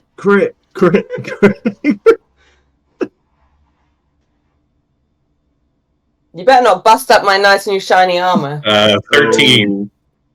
Oh, you rolled a 1. Oh no. So you see Boomer flying off. And then you notice, though, like you're looking at his arc, and you notice that the arc is a little long for where you are, like, because he had planned for the skull to keep going, but you sort of stop when you see this. So Boomer goes sailing over you and smashes into a building. Just sort of smashes into the side of a building, and he kind of peels himself back. Boomer, you'll take 6 bludgeoning damage as you smack into the side of that building. The building was like a care home or something, presumably, right? Like food bank. Probably the blacksmith home. The blacksmith home. He comes out of the door. He comes out of the door. He's all, "What's all this racket?" "I knew it."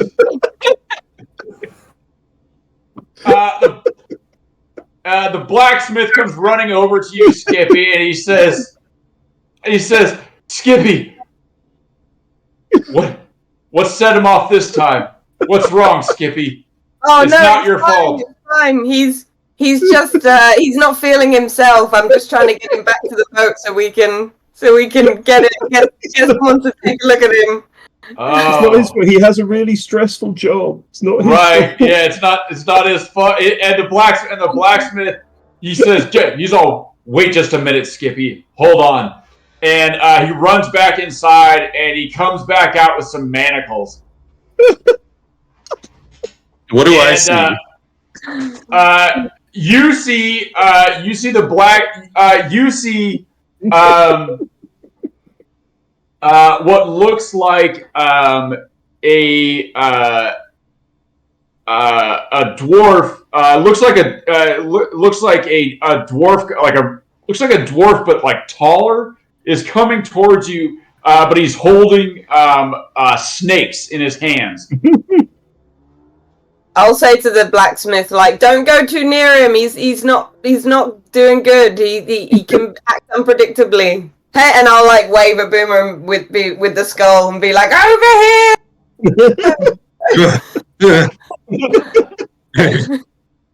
What's going on? And the blacksmith says, "This is for your." He says, "This is for your own good. This is for your own good, Boomer. We need to get you help before you hurt Skippy anymore."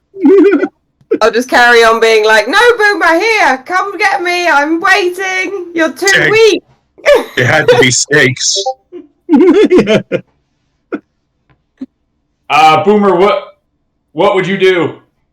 I think Boomers would probably like try and like either attack the snakes or eat them. Yeah. I mean, eating's pretty much on brand. On brand. Yeah, she's the manacles and stuff. Yeah, Boomer will try and eat the snakes. So yeah, you grab the manacles. Was a giant seagull. Yeah, you grab the manacles out of his hand, and you attempt to eat them. And the blacksmith, at this point, the blacksmith his jaw is on the floor. He's like, this is a kind of madness that I was not prepared for. These are his at-home special fun time manacles, right? Yeah. You just have to have at his house. Yeah, no, these are like legit. I brought work home with me manacles that the blacksmith made, and Boomer is now trying to eat them. Boomer, go ahead and give me a Constitution saving throw. Cool, man. Cool.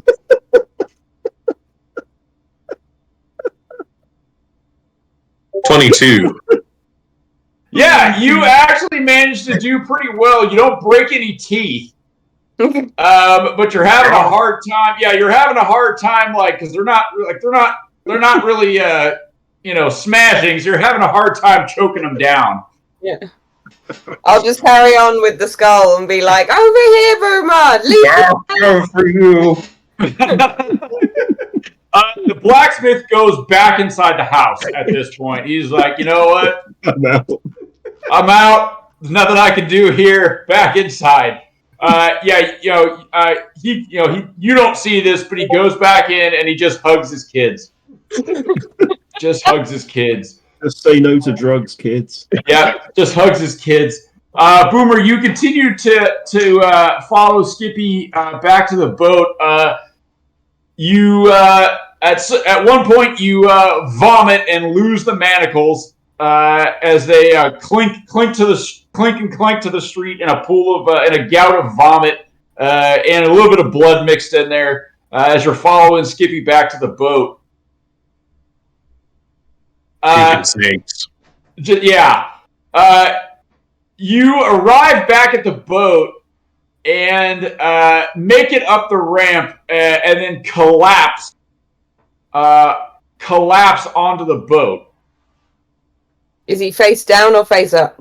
Boomer, go ahead and roll a d20 for me.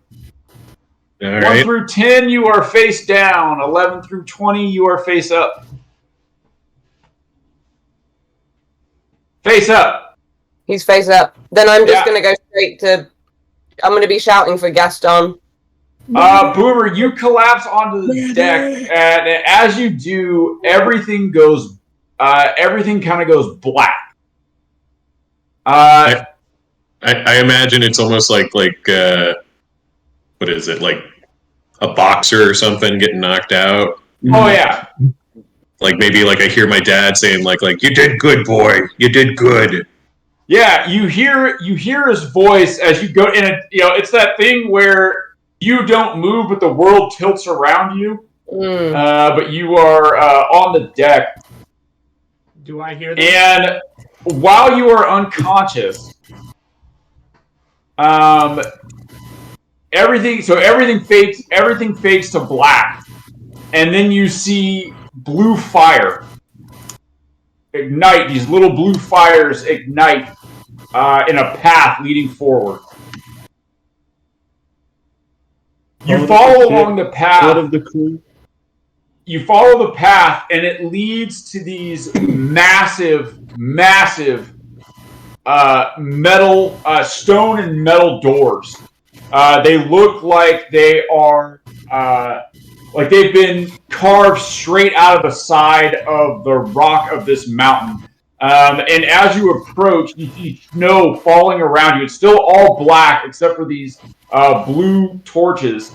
But there's snow now falling around you. You come to these stone and metal doors. Is this like Dwarf Valhalla? You're not sure. You've never seen this before.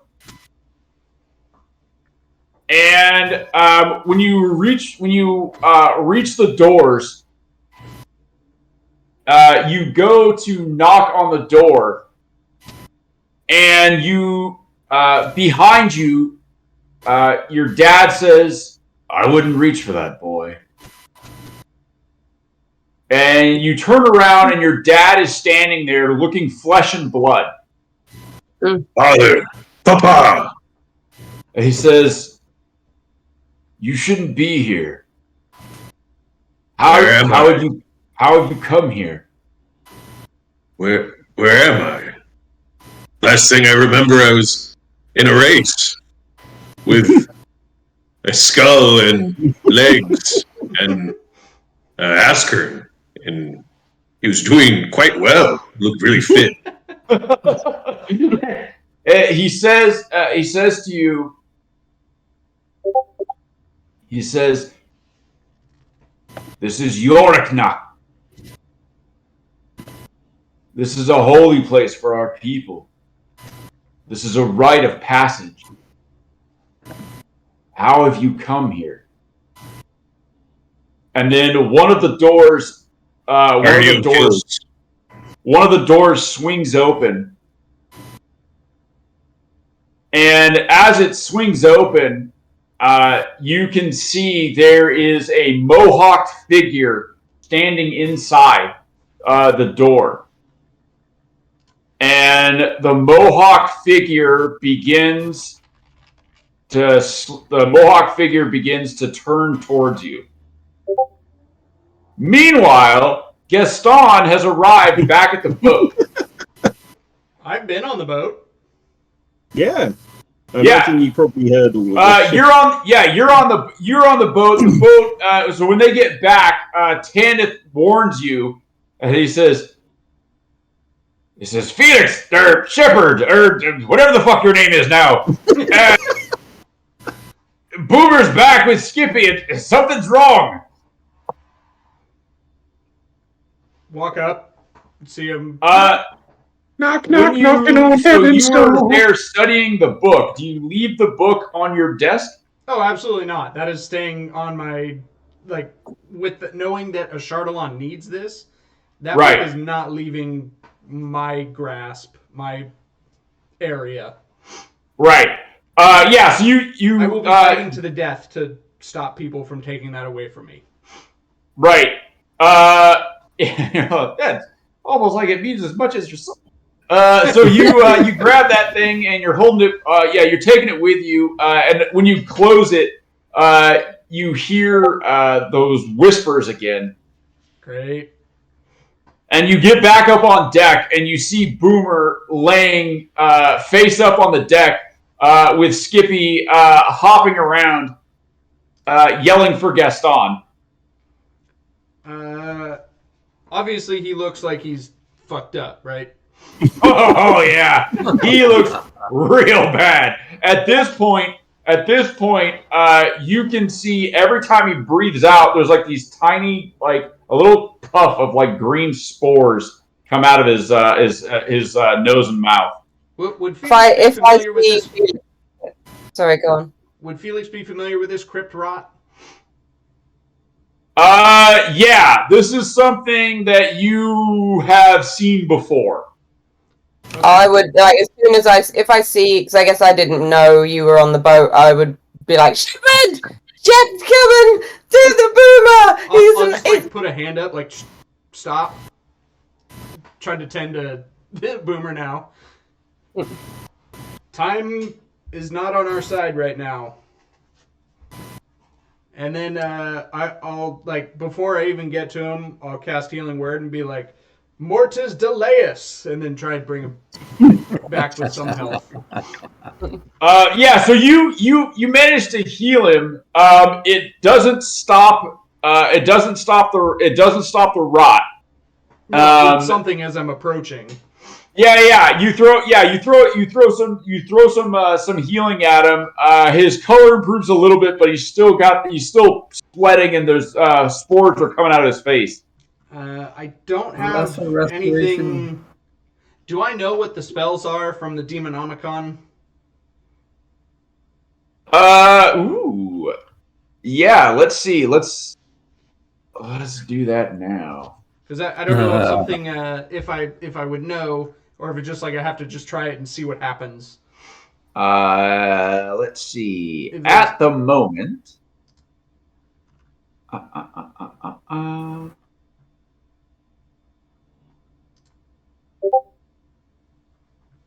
Go.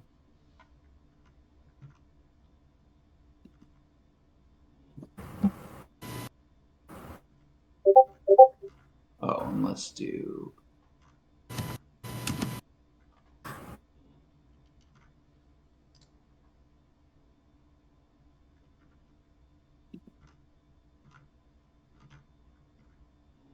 All right, go ahead and roll a D100 for me. Oh, this has been great before. This is gonna be just 8. Great.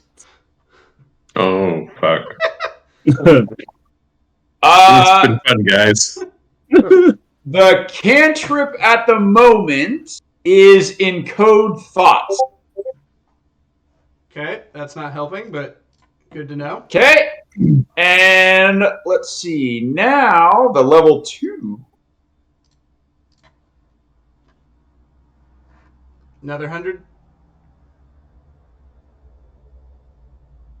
Yep. Give me a D100. 64. 1. Okay.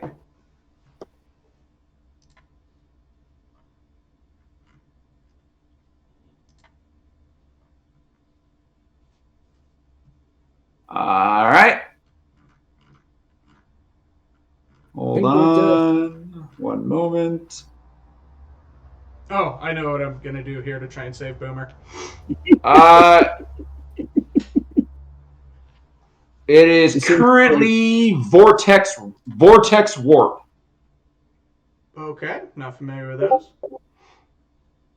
I'll look those up in a bit. Alright, so the spell Life Transference, do I think that I could suck away this rot? Because I don't really need to breathe, so I feel like I might be able to deal with it better. Life Transference doesn't work necessarily of that stuff going back to me, but like I damage myself to give him life. You think you could keep him alive, but it won't necessarily cure the rot. Even at 5th level? As that's the lowest spell slot I have to cast this.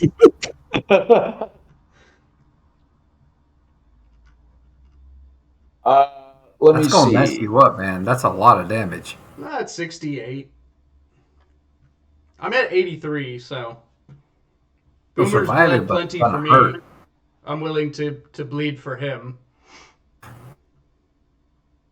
Aww. You're undead. You don't bleed. You know what? I will let if you cast that at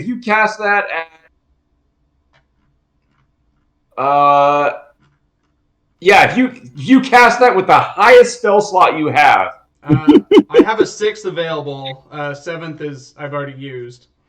All right, that's 6. Let's do it with the. If you cast it at the 6th, I will let you. You will take that rot into yourself. Okay. Wow. I just ate 44 damage. Boomer, you are healed for 44. No, he's healed for 88, twice the necrotic. Oh, he's healed. You are healed for 88. So, Boomer, in your where you're at in this mountain holy site,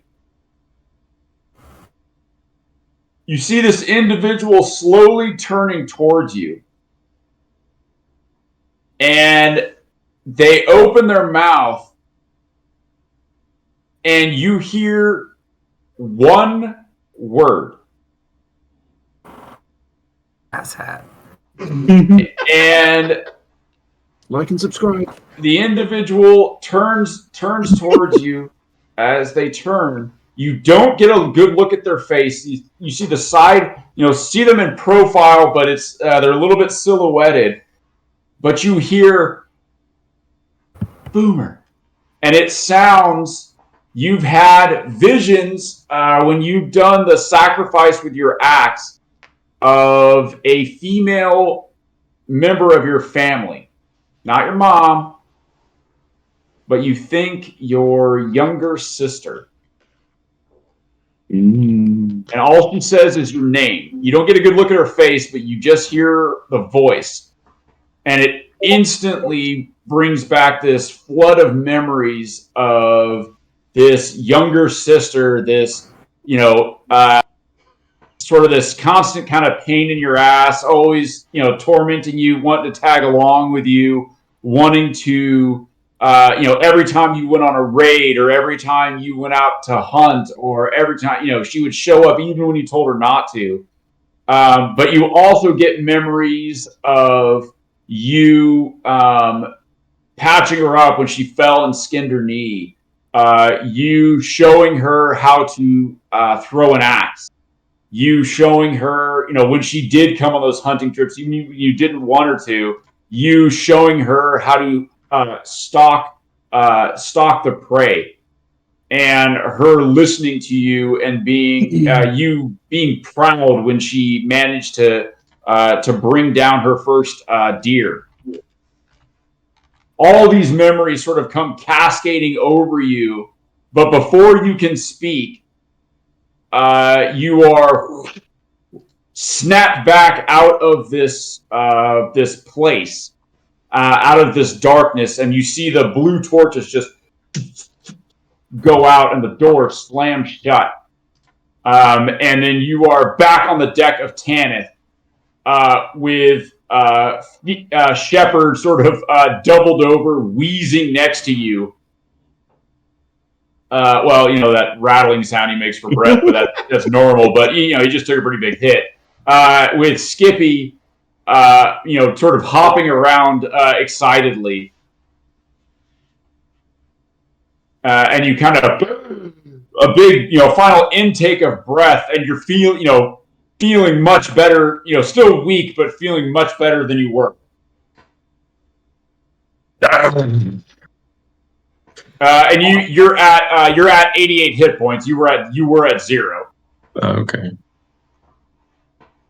Imagine like Boomer wakes up. He's like, my hair. my hair. You seem to be on the brink there, Boomer. Welcome back. Where's Askern? Who?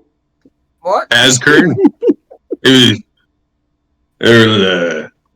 We haven't seen him in. Oh, he was here. He was running. Looked really healthy. Think about what you just said, Boomer. I'll kind of whisper to Skippy, like, who's Askern? Big dragon hates running. Yeah. I'm a bit tired. Yeah, maybe good to go get a proper sleep. Been a bit of a long day. You look better. Thanks. I don't like that skull. Doesn't like you either. Ah!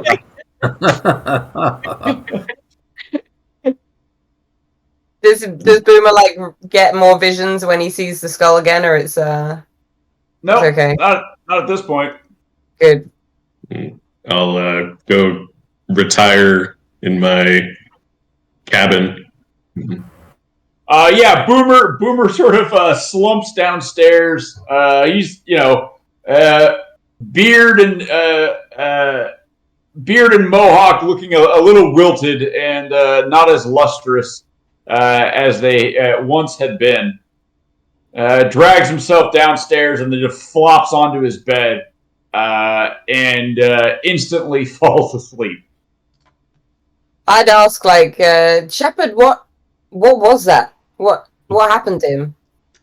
He was touched by a. Hold on. Try something out. Breathing is hard. Yeah. I don't do it all the time. I don't have to, so.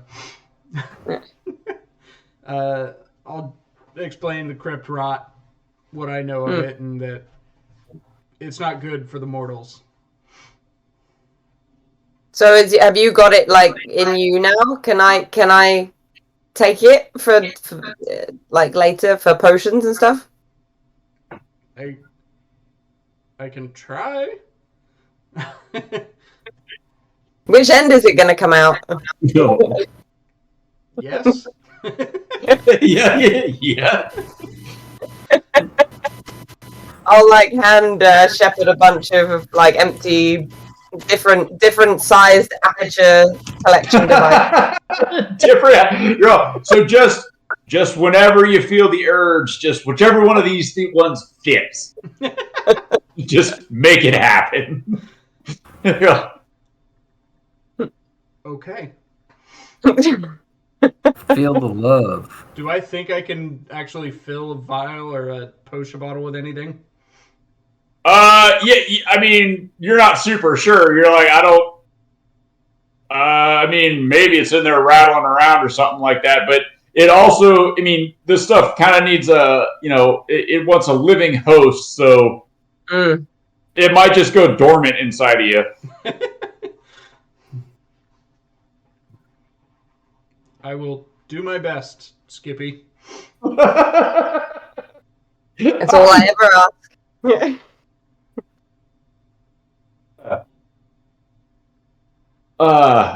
I'll do my best.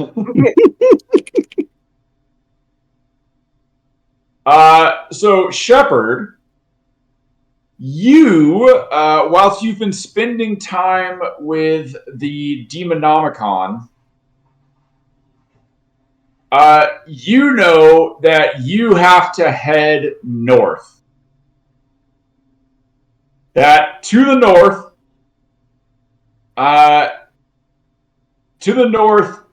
there is there's a dragon that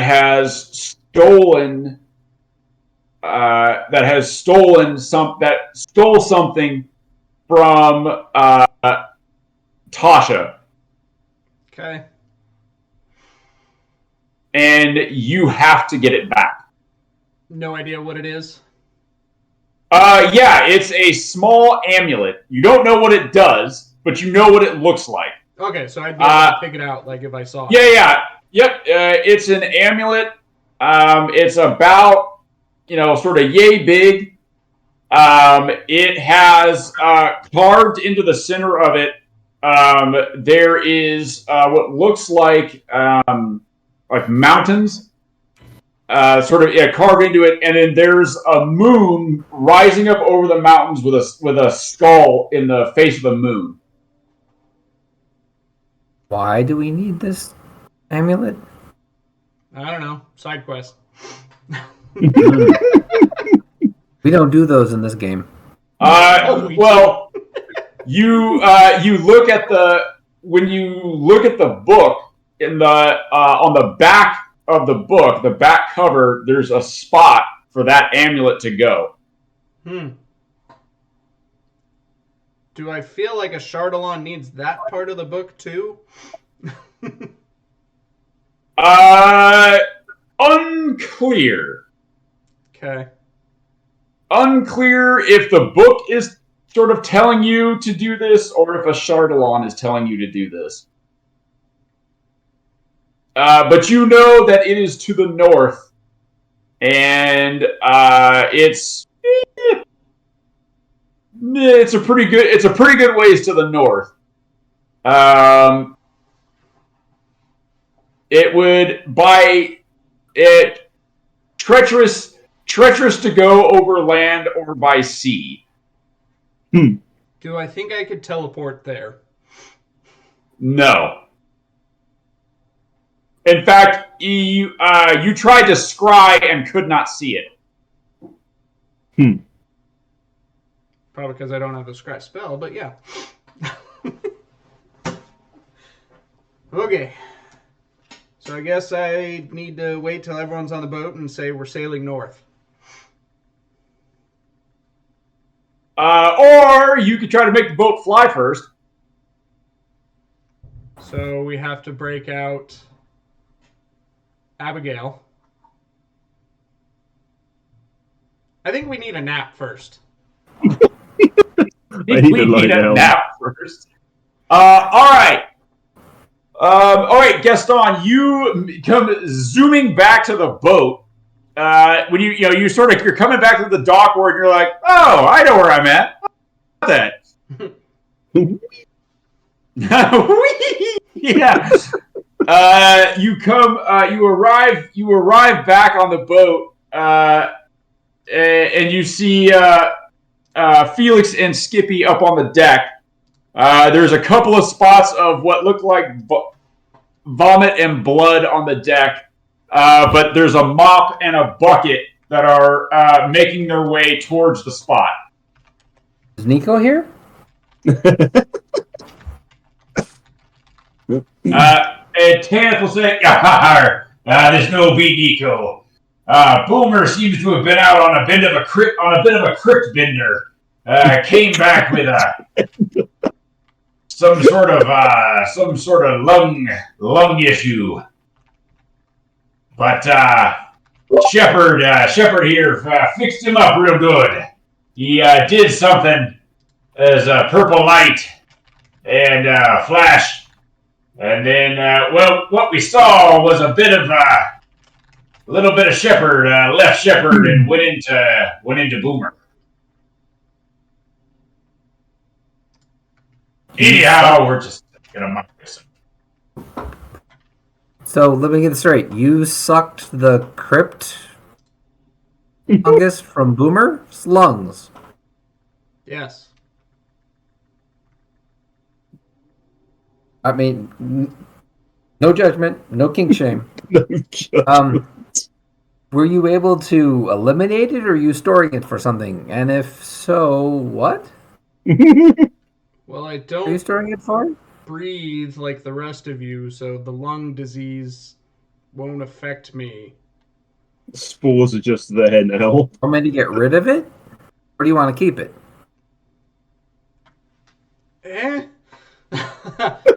It doesn't bother me. I don't care.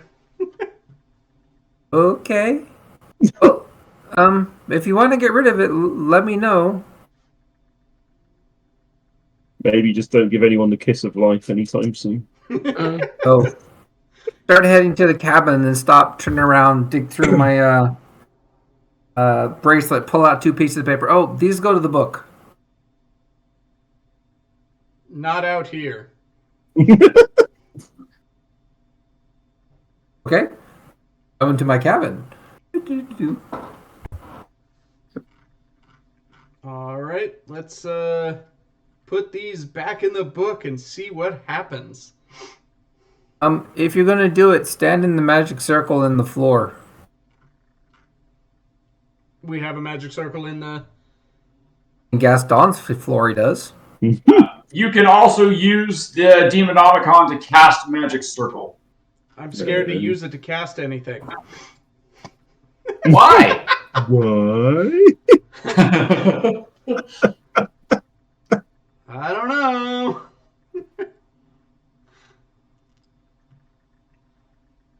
Alright. But, go ahead, stand in there. At the 2 pages. I'm going to pour myself something to drink to watch this. Gaston will add a few powders and maybe some mushrooms to his wine. Drink and watch the Necronomicon, Demonomicon, Nom become whole. Nomicon? Isn't Boomer still like dying somewhere on the boat? He went to. Shepard pulled it out of him. He's sleeping real good now. Okay. Yeah, I think he's just depressed. No, it's just emotional damage. Well, he's a little sad he lost the race. Yeah. Yeah, I'll pull the book out, look to the open pages, and see what happens when I put them back in. Yeah, so you open the book, you hold one of the pages up, and the book automatically flips open, and it flips to a spot, and you can see there's a torn page. And it looks like the spot where the page is torn, you can see there is a reddish-brown fluid that is leaking from the spot where the pages are torn. Like it wasn't there before when I went through the book, right? Correct. Okay. Can Gaston get a sample of that fluid? No. Yeah, I mean, Okay. you can try. I'm just going to ask Shepard to grab me a sample. If he says no, Gaston's like, no, it's been a day. You know what? It's been a day. So, I mean, do I think that anything bad's going to happen from the liquid, or like, what do I know? You know that the book feels pretty evil. And you're based on your not give me an arcane roll. 22. Yeah, anytime any book bleeds or has any sort of fluid coming out of it, and if a book is this level of magically powerful and somewhat evil, it's generally best not to collect anything from it or just let it be. Just kind of let it be in your experience. All right, in the paper goes into the book. You put the paper. You put the paper back in. Before you just sort of get it close, and you see the paper like stretch in your hand as if it's being like sucked towards the book, and then it makes contact with the ripped edge, and there is a flash of like this black light almost. I mean, like there's like this flash where all the lights sort of dim where you're at. It's not actual black light. So all the weird glowy spots all over the walls and stuff aren't going to show up suddenly. Yeah, Gaston's off. Ignore that. Taking X-rays here. I need both Gaston and Shepard to give me charisma saving throws. He's inside the circle. I'm outside the circle. Did you activate the circle? Oh, but he's still in it. 13. That's good, right? That's a number.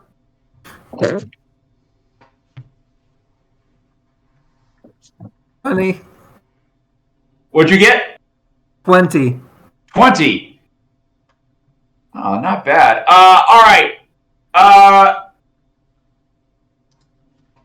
Shepard, when this flash of light hits you, Gaston, apparently that circle's doing its job. You're all right.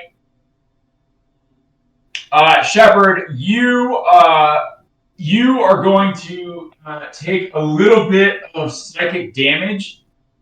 Necrotic? Okay.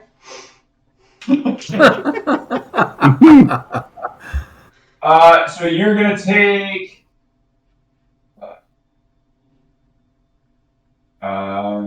17 psychic damage. And you have a strange, weird desire for power. And you take 17 psychic damage, and you... Where is it? Not that.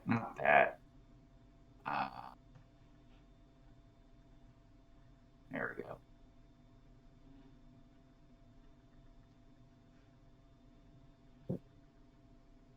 And then I need you to roll a D100 for me. I love that D100. 95. Oh, wow. That's good, right? High is good? And so you take that psychic damage, and then you collapse to the ground. Am I unconscious or just knocked down? You are unconscious. Go ahead and roll a D10 for me. Oh.